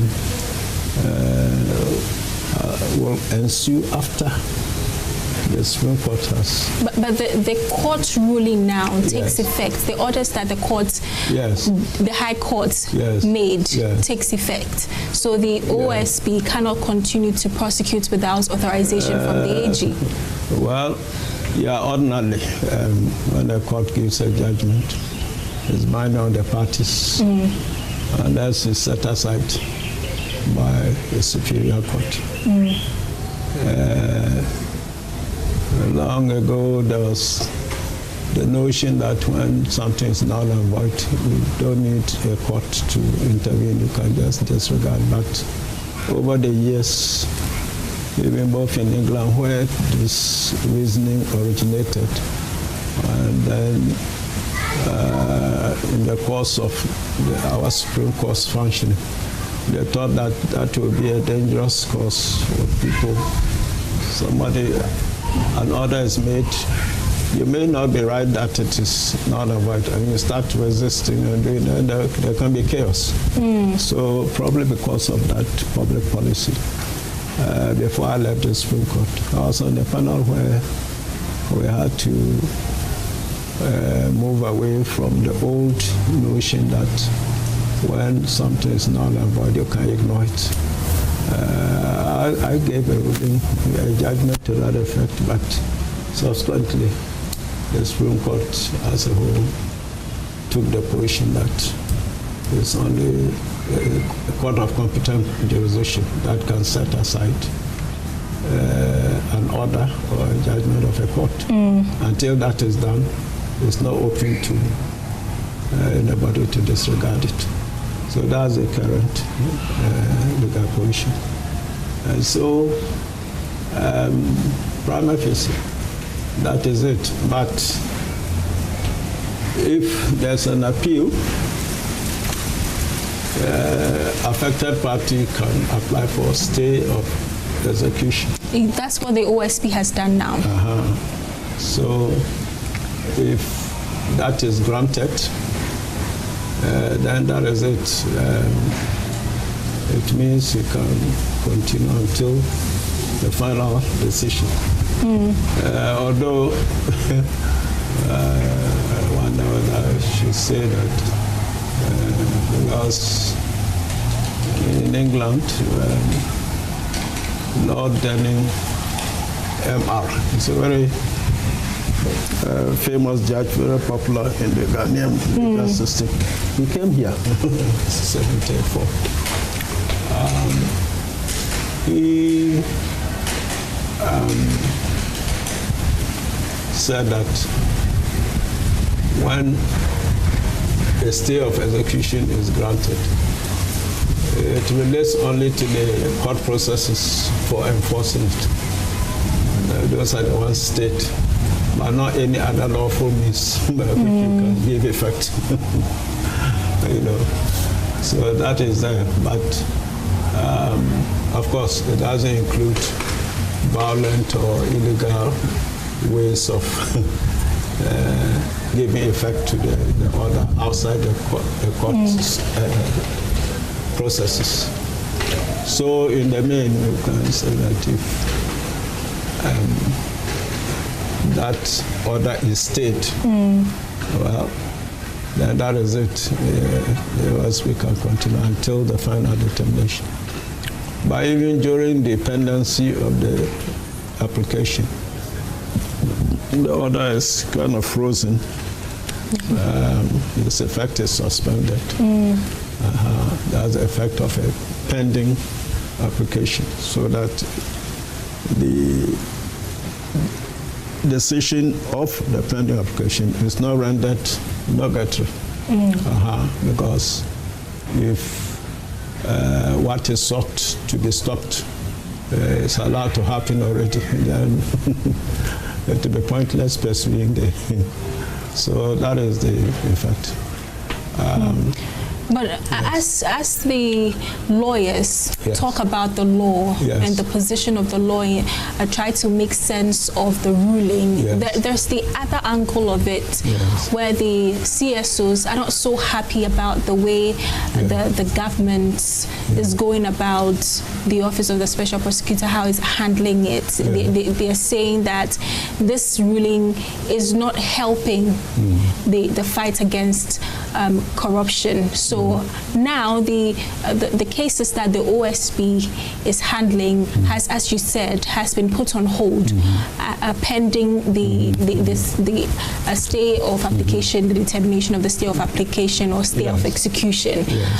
But what does this mean for the fight against corruption and corruption-related activities?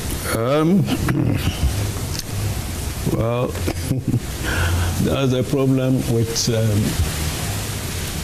civil society thinking. Sometimes we can sympathize with the way they think, but all said and done, whatever you are seeking to do must be done within the framework of the law. Right. So, however popular the OSP's course is, if it is not legally sanctionable, I mean, the law is made on behalf of the public, by the elected representatives, either in the form of the Constitution or acts of Parliament or subsidiary legislation. So it is their law anyway. It's not the government's law. You see, so it is their own law that is being enforced. They ought to understand it that way. The interesting thing is, I don't know whether I should say that, but it's bound to come up. If the court ends up by saying that the High Court judgment is right, or even if it is wrong, but they decide to decide the constitutional matter, the constitutionality, and they do it, there is a fear that all cases so far prosecuted are null and void. Well, it's not like that. It's not like that. The courts, in effect, seek to apply the law in such a way that it avoids injustice. So, well, when we get to that, I can express it more. But if the OSP needs authorization from the Attorney General, then it defeats the whole purpose of the office in the first place, because the idea is that the Attorney General, who is a political appointee, cannot prosecute his own, and by extension his family members, his friends. How do we fight corruption like that? But OSP too can have friends and families and so forth. It's not a human being also. However, the central point is that the Constitution, Article 88, Clause 5, I think, vests prosecutorial powers in the Attorney General.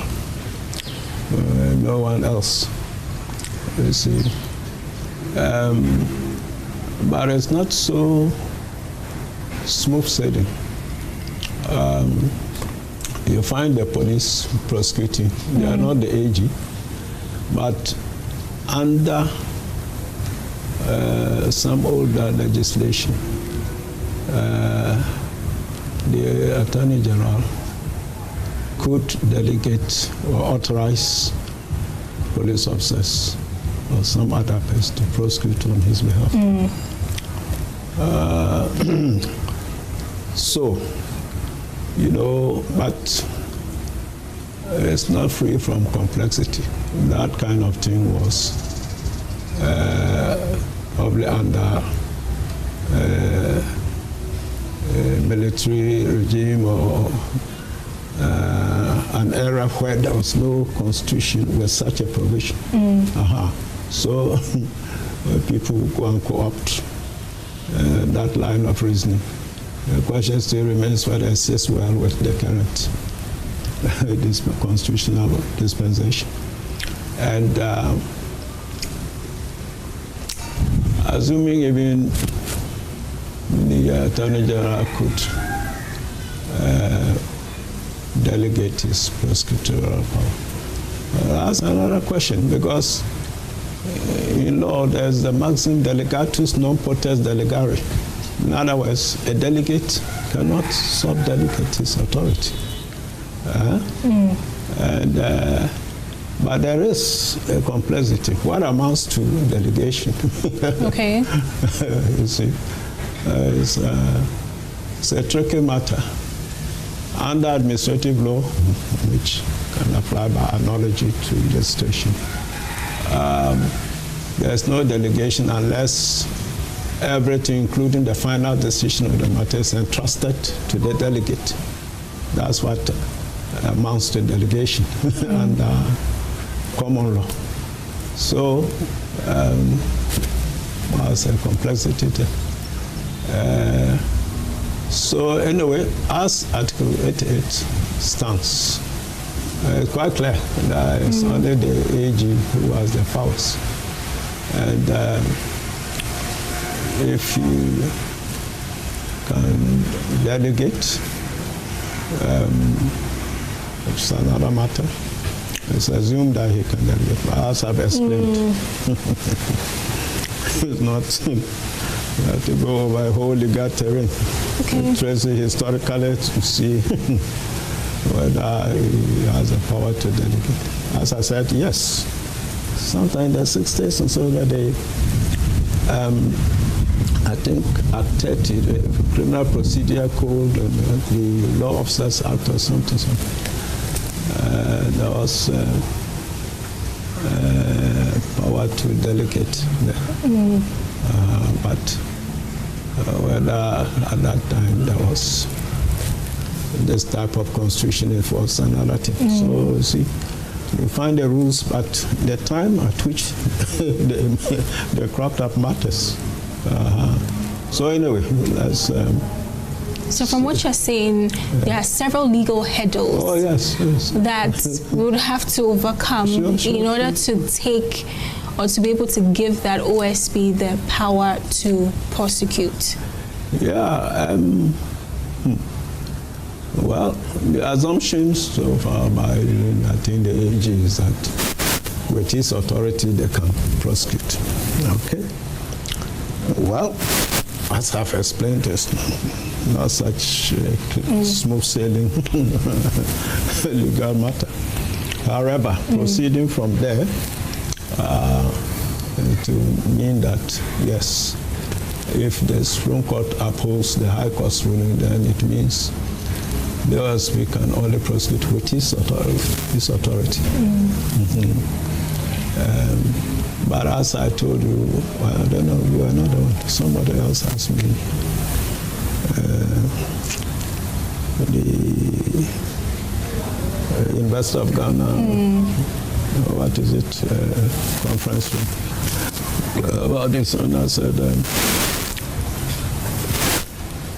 it doesn't mean that the investigative powers of the OSP have been affected. No, the ruling has... It's just the prosecutorial powers. But I think that's the whole point. For investigations, there are other bodies that can investigate. But exactly, the police. But the law was supposed to give a body the independent power to be able to prosecute. If we are to go by what we have now, the court ruling we have now, how do we address this issue? We heard from the AG recently, the deputy AG, who says if we really want the OSP to be independent, then we should look at amending the constitution. That's what I'm just going to say. That is it. That's the source of the whole issue. If that's why I was saying that even the assumption that he can delegate. It's not that smooth sailing because if under the Constitution, properly constituted, is vested in him, not any other person. But delegation is not allowed, but I've told you it's a technical matter. So anyway, as at present, if the OSP is prosecuting without reference at all to the AG, that is complete delegation. That itself is open to to questions whether the AG even has power to completely delegate all his powers, another matter. However, the eagerness of the public to have these corruption issues, prosecuted is good. I said, but it must be done within the law. You see, because the Constitution binds everybody, including the public. We are all under it. So the only thing is sometimes judges would not literally apply it to cause injustice or public inconvenience and those kind of things. But if there's no other way out, then there's only an amendment. Okay. Yeah, and there are certain clauses of the provision, the Constitution, which are entrenched. Right. It's likely this one. 88, yes, Article 88 is entrenched. Which requires referendum. You see, these sort of things, I wonder whether this process should be retained, because they are too cumbersome. You see, you can understand them because they were a reaction to, military interventions and so that disrupted civilian systems of government. So I think they sought to make things rigid that way. But in the course of time, it can cause problems. So for you, it's about time we amend Article 88. Yeah. In fact, not only 88, if it were me, the whole office of the Attorney General ought to be independent and separate from government. Okay. Yes, because who are the people who misapply the public funds and so forth, or misappropriate things?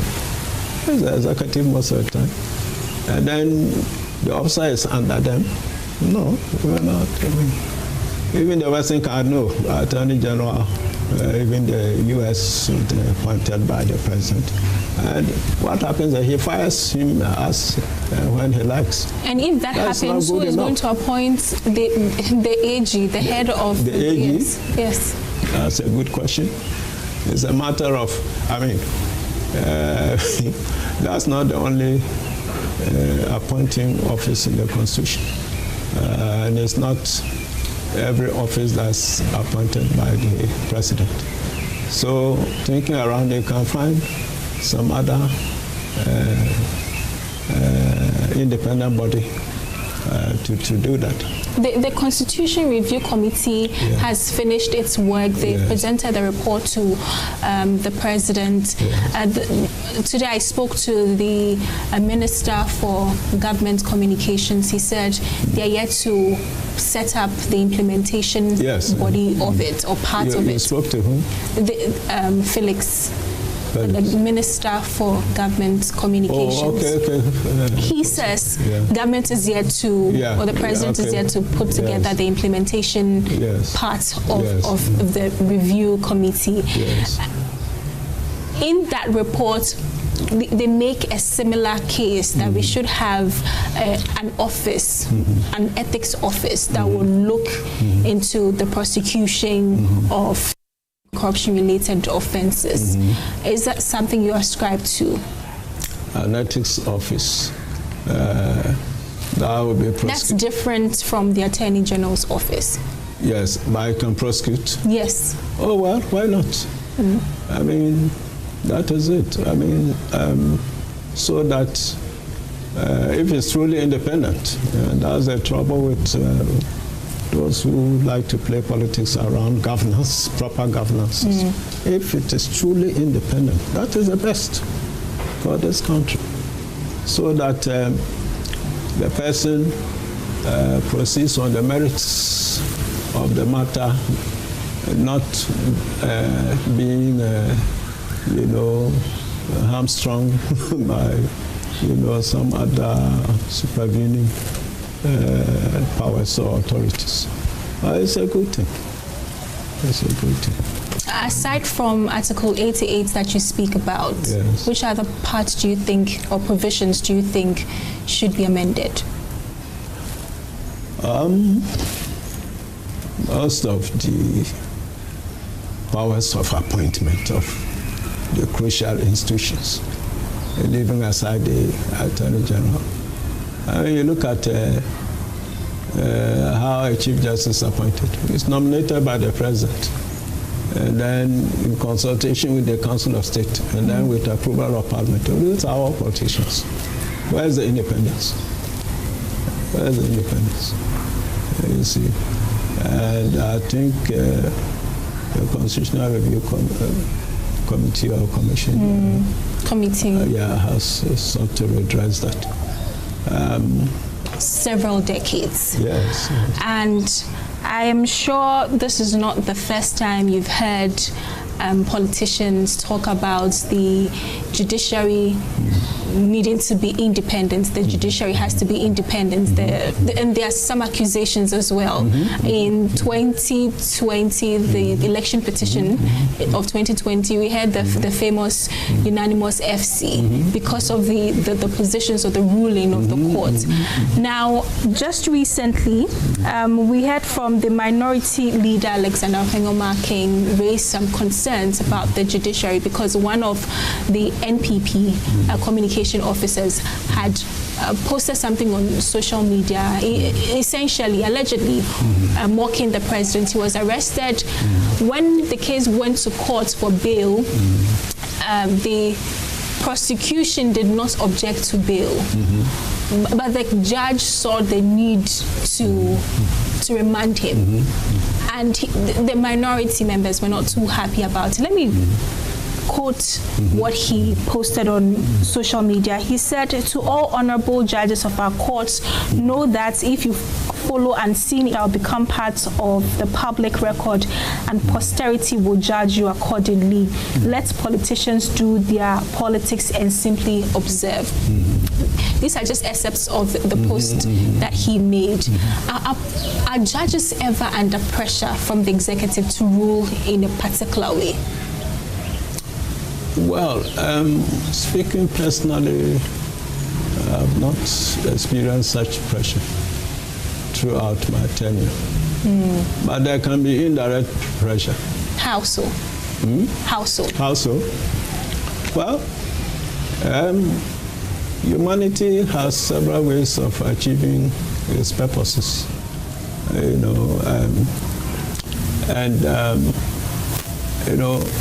some people can be given full independence. They can decide to, align voluntarily with, some executive, either for political, ideological reasons, or for personal friendship, for personal gain. Some judges do that? I'm saying it's a possibility. It's a possibility. And it is up to the individual judge to, stand on his independence. Now, Whether people do so or not, it's not idiosyncrasy. And that's an unpredictable. But when you were a judge, did you hear stories of such nature, that this judge was under pressure from the ruling party to rule in a certain way or to favor one party or the other? Did you hear such stories? Oh, well. Or you are saying it doesn't happen at all? Now, that's a very wide question. I was on the Supreme Court, and I wouldn't even know all the happenings in the Supreme Court. Right. Because, as I said, if somebody feels that if you want to try this kind of thing with Atugba, you dare not come. But if you feel that you are okay with somebody, you can try, and it may work. I can't. Okay. All those things.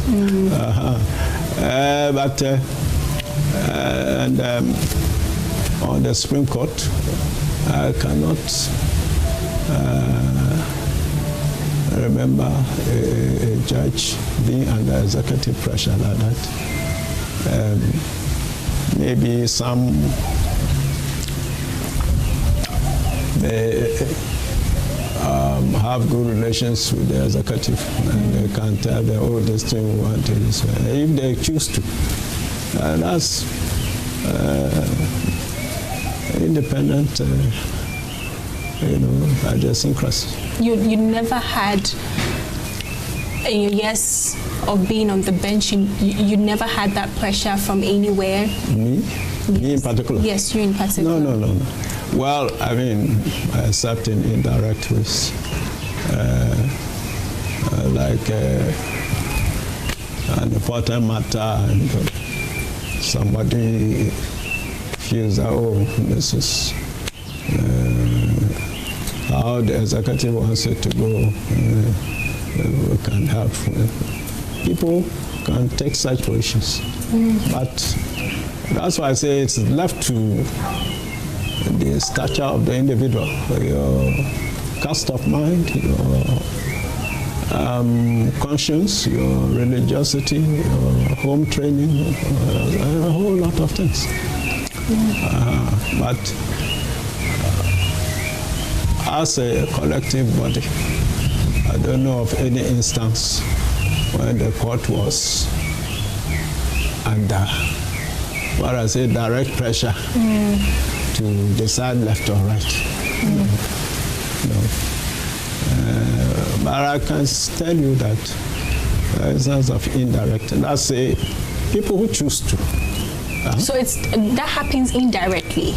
Yeah, it can happen. Right. It can happen. Yes. Does it happen?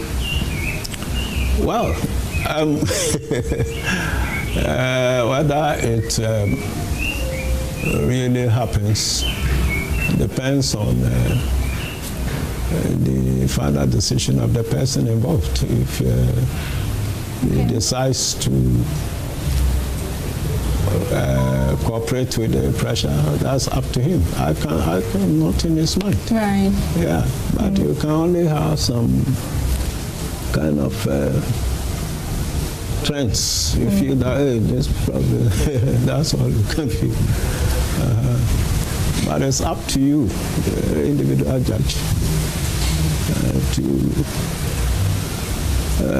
defend your independence. Right. Yes. As I said, throughout my tenure on the Supreme Court, no direct executive pressure was brought on me to decide any case. What about indirectly? Indirect, that's why I say a colleague may have some kind of position and may want you to share it with him. Okay. It's up to you to. I never could. I look at the merits, that's all. Okay. Yes. That's what we are to do there. Yes. Before the 2024 elections, the public were calling the Supreme Court unanimous FC was I the one who made them call it unanimous FC? Were you not in Ghana? So that's why I say we all can have an idea about whether there is some political intrusion or not. Right. Something everybody can. Otherwise, how did this unanimous FC? Yeah. The President Mahama's second term in office, he's done about 1 year and some few months in office. Some have said that the political that political goodwill that he enjoyed when he won power has started to diminish, and rightly so, because the government would be taking some decisions that Ghanaians will not be happy about. What do you make of this few months in office? Well, there are many positives, but it's not all rosy. First of all, let's look at the commencement of his office. Under the past regime, there were almost 100 ministers. He slashed them down, I think, to 60. I wonder whether they're even up to the 60. Yeah, less than 60. By even 60, that's a substantial. You know how the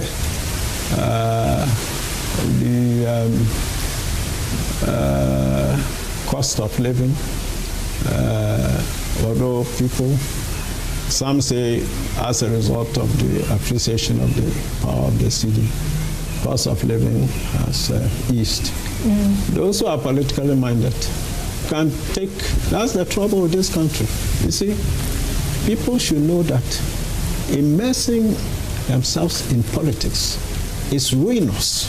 It's not helpful, you see, because it blinds your eyes and, your judgment to realities. And those who do that maybe for gain, it may be momentary. You can do that if they give you some kind of office or some benefit. But something can happen and you lose favor. Right. You are back to square one. What's the use of that? Best thing is for people to insist on the right thing for the common good. That's all. Then things go well. But so long as there is party alignment to the extent to which it has gotten, no objectivity, but there's improvement. Because Mahama, I think he has practiced this inclusivity of governance. He has brought in, even from the socialists, you people, that's why I respect the media, provided you stay right. We get our information from you people. Otherwise, we know nothing. So from social media, you can see that even his own party, they are complaining that he has retained some MPP guys in high offices. That's commendable, provided they are delivering well. The fact that they are not NDC shouldn't matter, you see.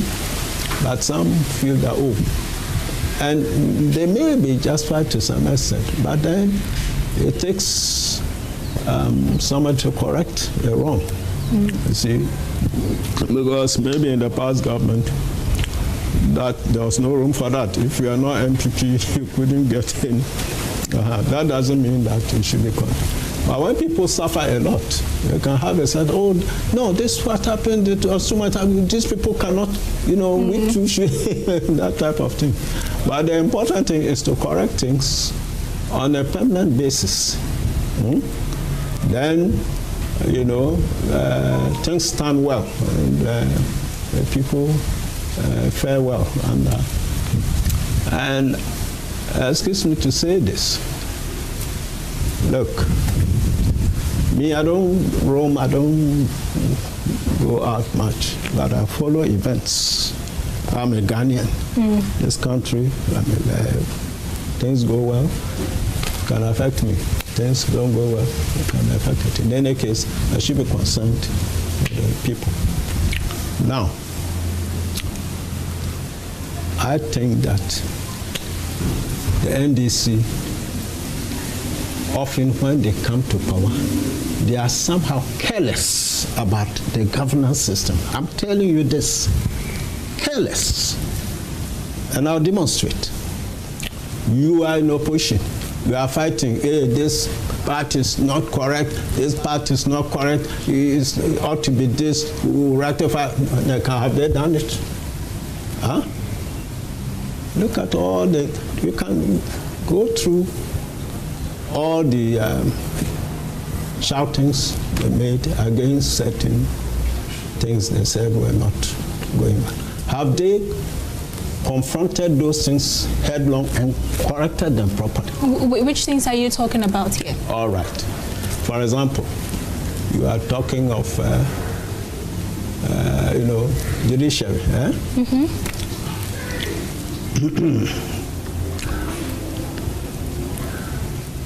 If they did their homework well and they track facts, is it only the Chief Justice who was the cause of unanimous FC? Huh? If you want to straighten the judiciary, you do it thoroughly. Those who were, intentionally aligned and caused that, you don't just take up the Chief Justice and leave them there. You've got to get them out and bring proper, independent and knowledgeable judges. Then it solves the situation. How is that supposed to happen? How's the NDC supposed to make that happen? Well, I mean, the NDC consists of a lot of the citizens of Ghana. When petitions come for removal, is it not from the citizens? So look at the citizens. They themselves were complaining. What facts that they had to complain with? Didn't they have the facts? And if they are in power, why are they not using those facts to clean the step? What is it? The Supreme Court? Yes, the judiciary. The judiciary. You've got to write it. You see, what they have to do, you don't victimize anybody. You don't remove anybody unfairly, because that too is wrong. But when you have evidence that somebody is intentionally politically, and you don't leave the person there simply because when you come to power now, maybe the person, you correct that thing properly. Who is supposed to be removed that the government hasn't removed yet? Oh, what I've said, haven't you understood me? I've said that this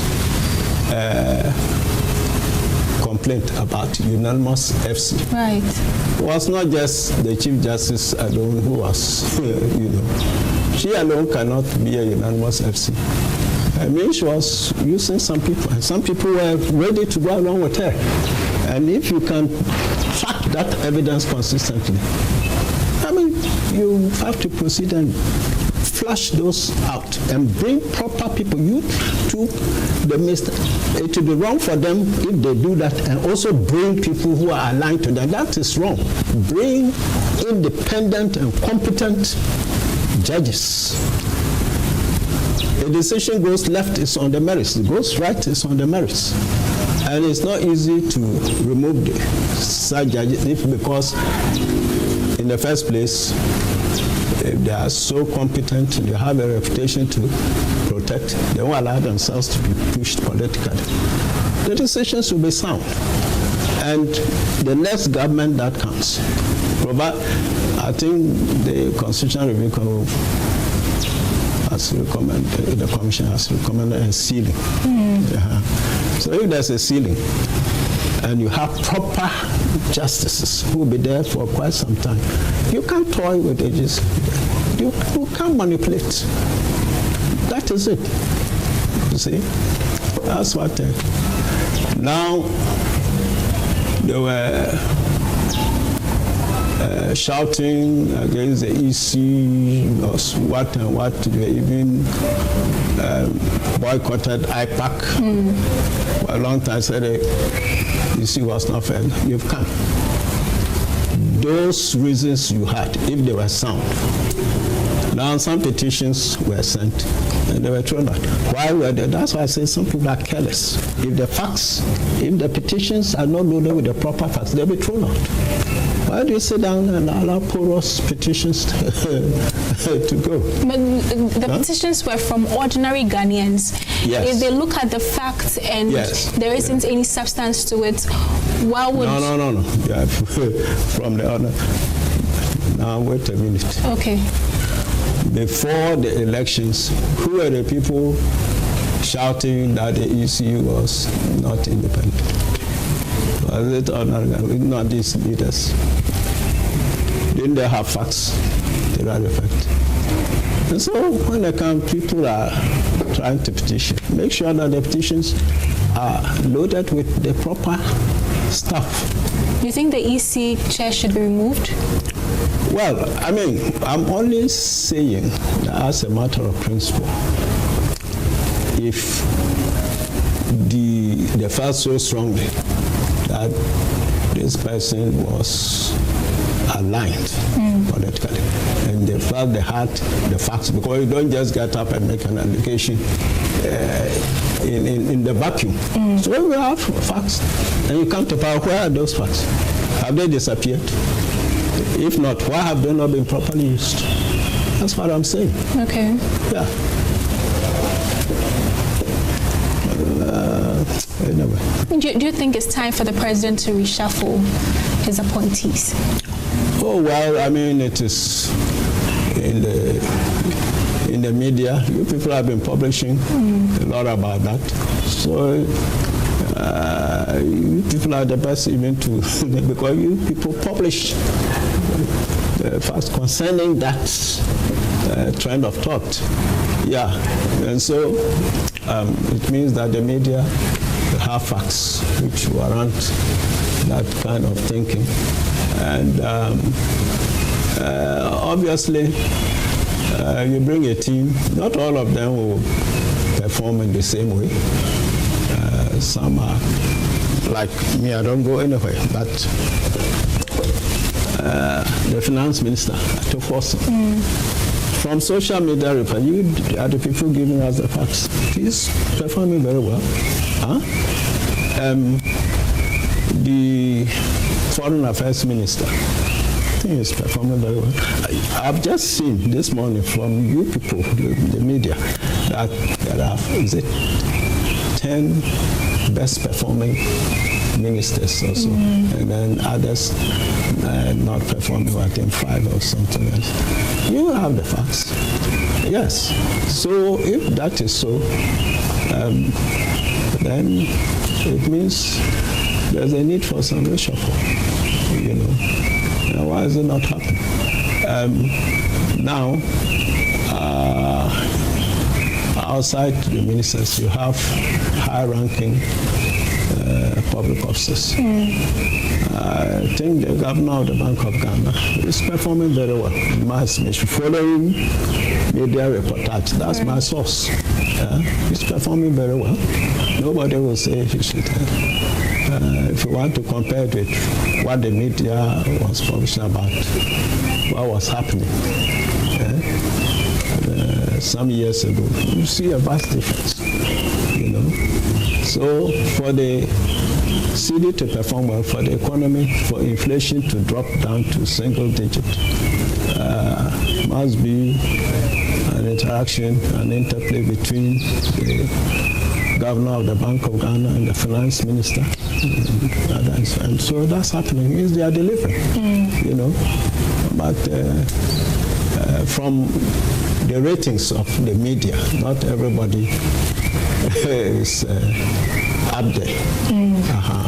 So, but what I can say about reshuffle, unless somebody is clearly underperforming, you don't easily No, because it takes time to make a mark. And it depends on the difficulties you come and meet in your office. Some are easier to solve than others. So, I mean, you've got to be very careful. But where you find that there's the real need, why not? For example, okay, you have the vacancies in the Ministry of Defense and Environment and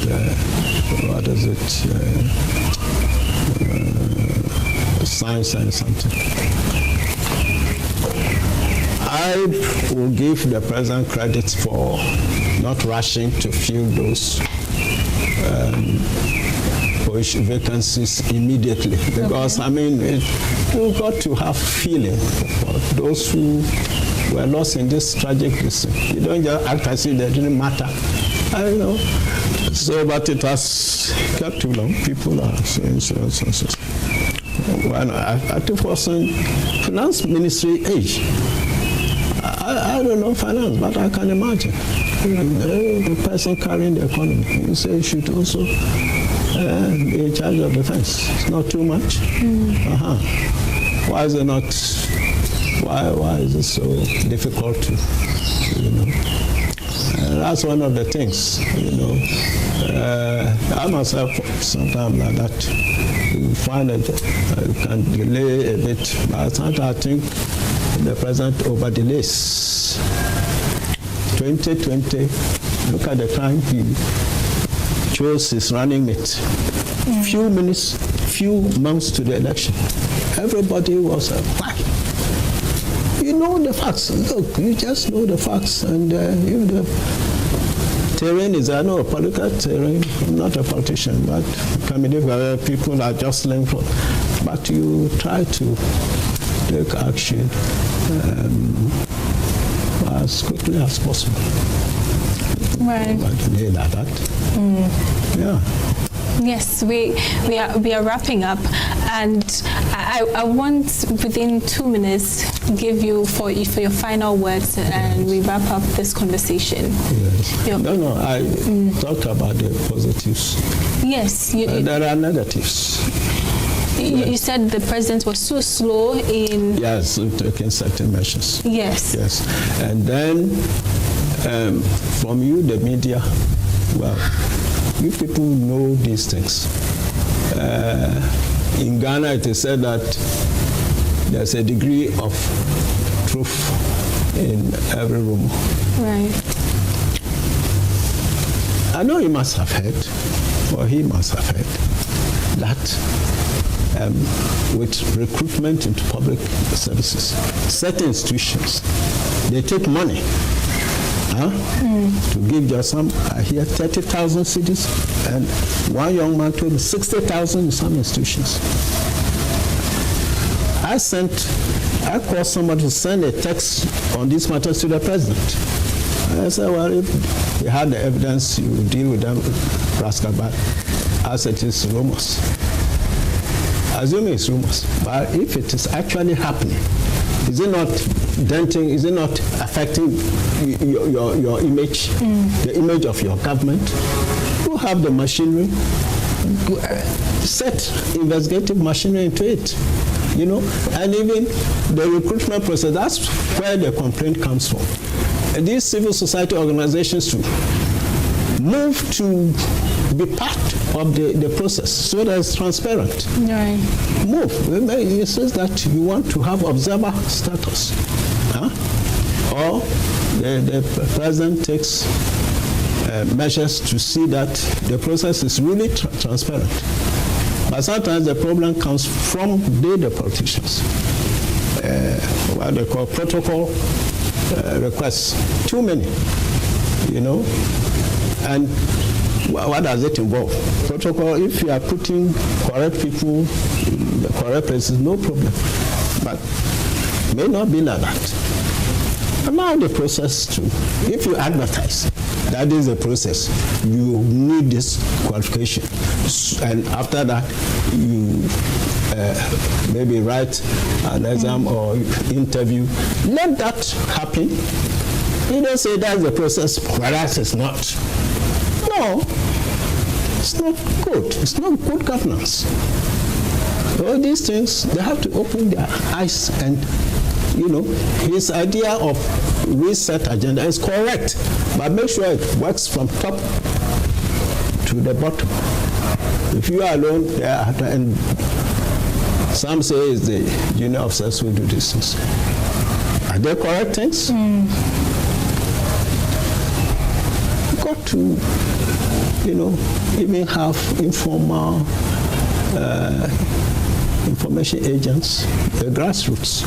The ordinary people, they have information. While I'm talking here, they tell me, these young boys, I meet them. A lot of them come to me looking for jobs. And I just wonder, who am I to give? They feel that to work on me. Now, but I always begin by saying that if you are not qualified for what you are looking for, don't bring that to me.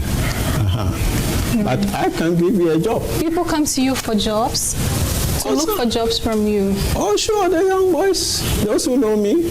Oh. And they want, and they are unemployed. They want a better job. Well, they do. They do. And I can't employ anybody. So I can only, my personal life is I don't get involved in government circles or with politicians. But when these youngsters kept on coming, if you don't say you won't get to these people, then it means you don't want to help these people. But you make a move, they don't mind you. You see? But I just want audience with them. Look, some of them, the youngsters, they follow these politicians with all their hearts over the years, suffering, still no job. I mean, such things, So I wanted to, if I had access to some of these people, I will send some of these boys, listen to their stories, see whether, we all know, look, immediately during elections, they are embracing everybody, there's access, pick calls. Immediately after the elections, the calls, they won't pick. What kind of life is this? You are with the people, and then immediately power comes. I don't know. I don't really know, but it happens. Maybe to a lesser degree, but that should be eliminated. The power belongs to the people, and so embrace them. If you can't solve their problem, you let them have the access, that hearing, and then you explain to them. You see, you are looking for, you want to be, let's say, a manager in some big office, but you don't have the qualification. So you tell the person, we can't do that. If we put you there, this country cannot run well. But let's say you can, you are good at trading or something, you may need capital. You can have to organize capital for you to go and do it. You don't put somebody where he cannot function. Right. Thank you so much. Thank you too. Thank you, Justice William Atsukuba was my guest, and my name is Gemma Apia. Thank you for watching. Okay.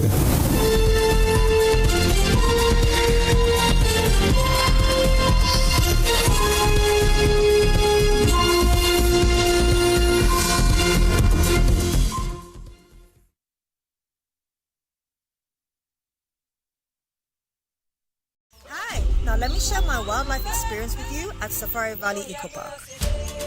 Welcome to Safari Valley Eco Park. Our electric shuttle pulled up, and in no time our tour began. We were surrounded by wildlife from the moment we entered the Eco Park. We were greeted by experienced tour guides who took us through orientation and how to better enjoy the experience. Watch these animals roam freely in their natural habitat, undisturbed by our presence. We saw zebras, sable antelope, brown crane, mara, silky chicken, nyalas, Shetland ponies, and so many animals I just couldn't keep up. Our tour guides taught us so much about the wildlife, their behavior, and how to interact with them.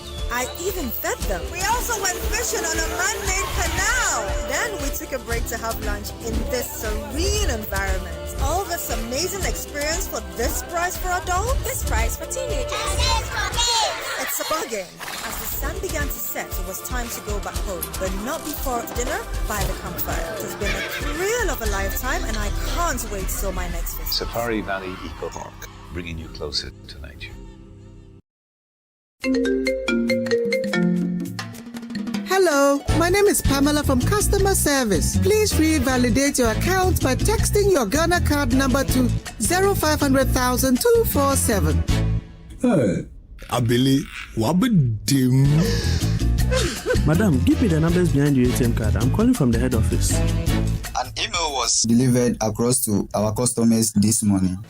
Confirm if this is your bank account 100,100,100. Thanks for sending your bank card details. Send the OTP now to avoid cancellation. EcoBank will never call, email, send an SMS asking for your PIN, OTP, bank card, or Ghana card details. Don't get played. EcoBank, the Pan-African Bank. Hello, please, I'm calling from Customer Experience Center.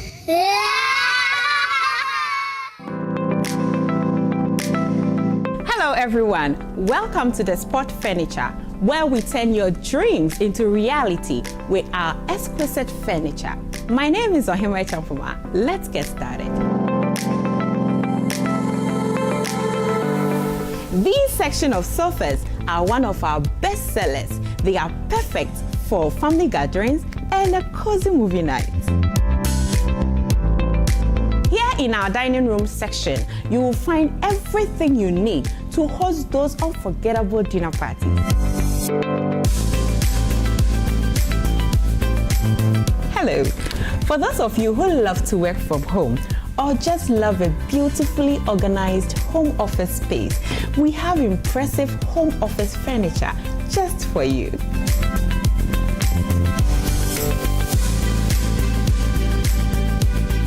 Now, let's explore our bedroom furniture. Take a look at these sets, best of its kind, and it's available in various sizes and finishes to match your decor. That concludes the tour of our showroom. I hope you enjoyed it as much as I did. Visit us soon or log on to our website.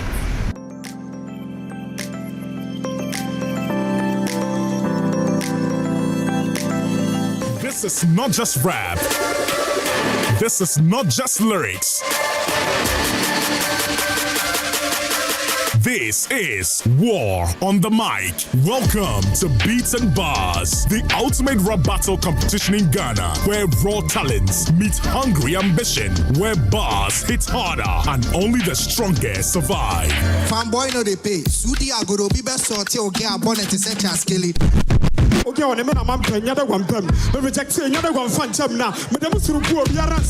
Two communities, two fearless MCs, 3 intense rounds, 1 undisputed champion. No backing down, no mercy, just skill, flow, delivery, and bars. You better get to it. I say, shake it, bala bala, shake it, bala bala, shake it, bala bala. Who owns the mic? Who controls the stage? Who takes the crown? Beats and Bars. Yeah.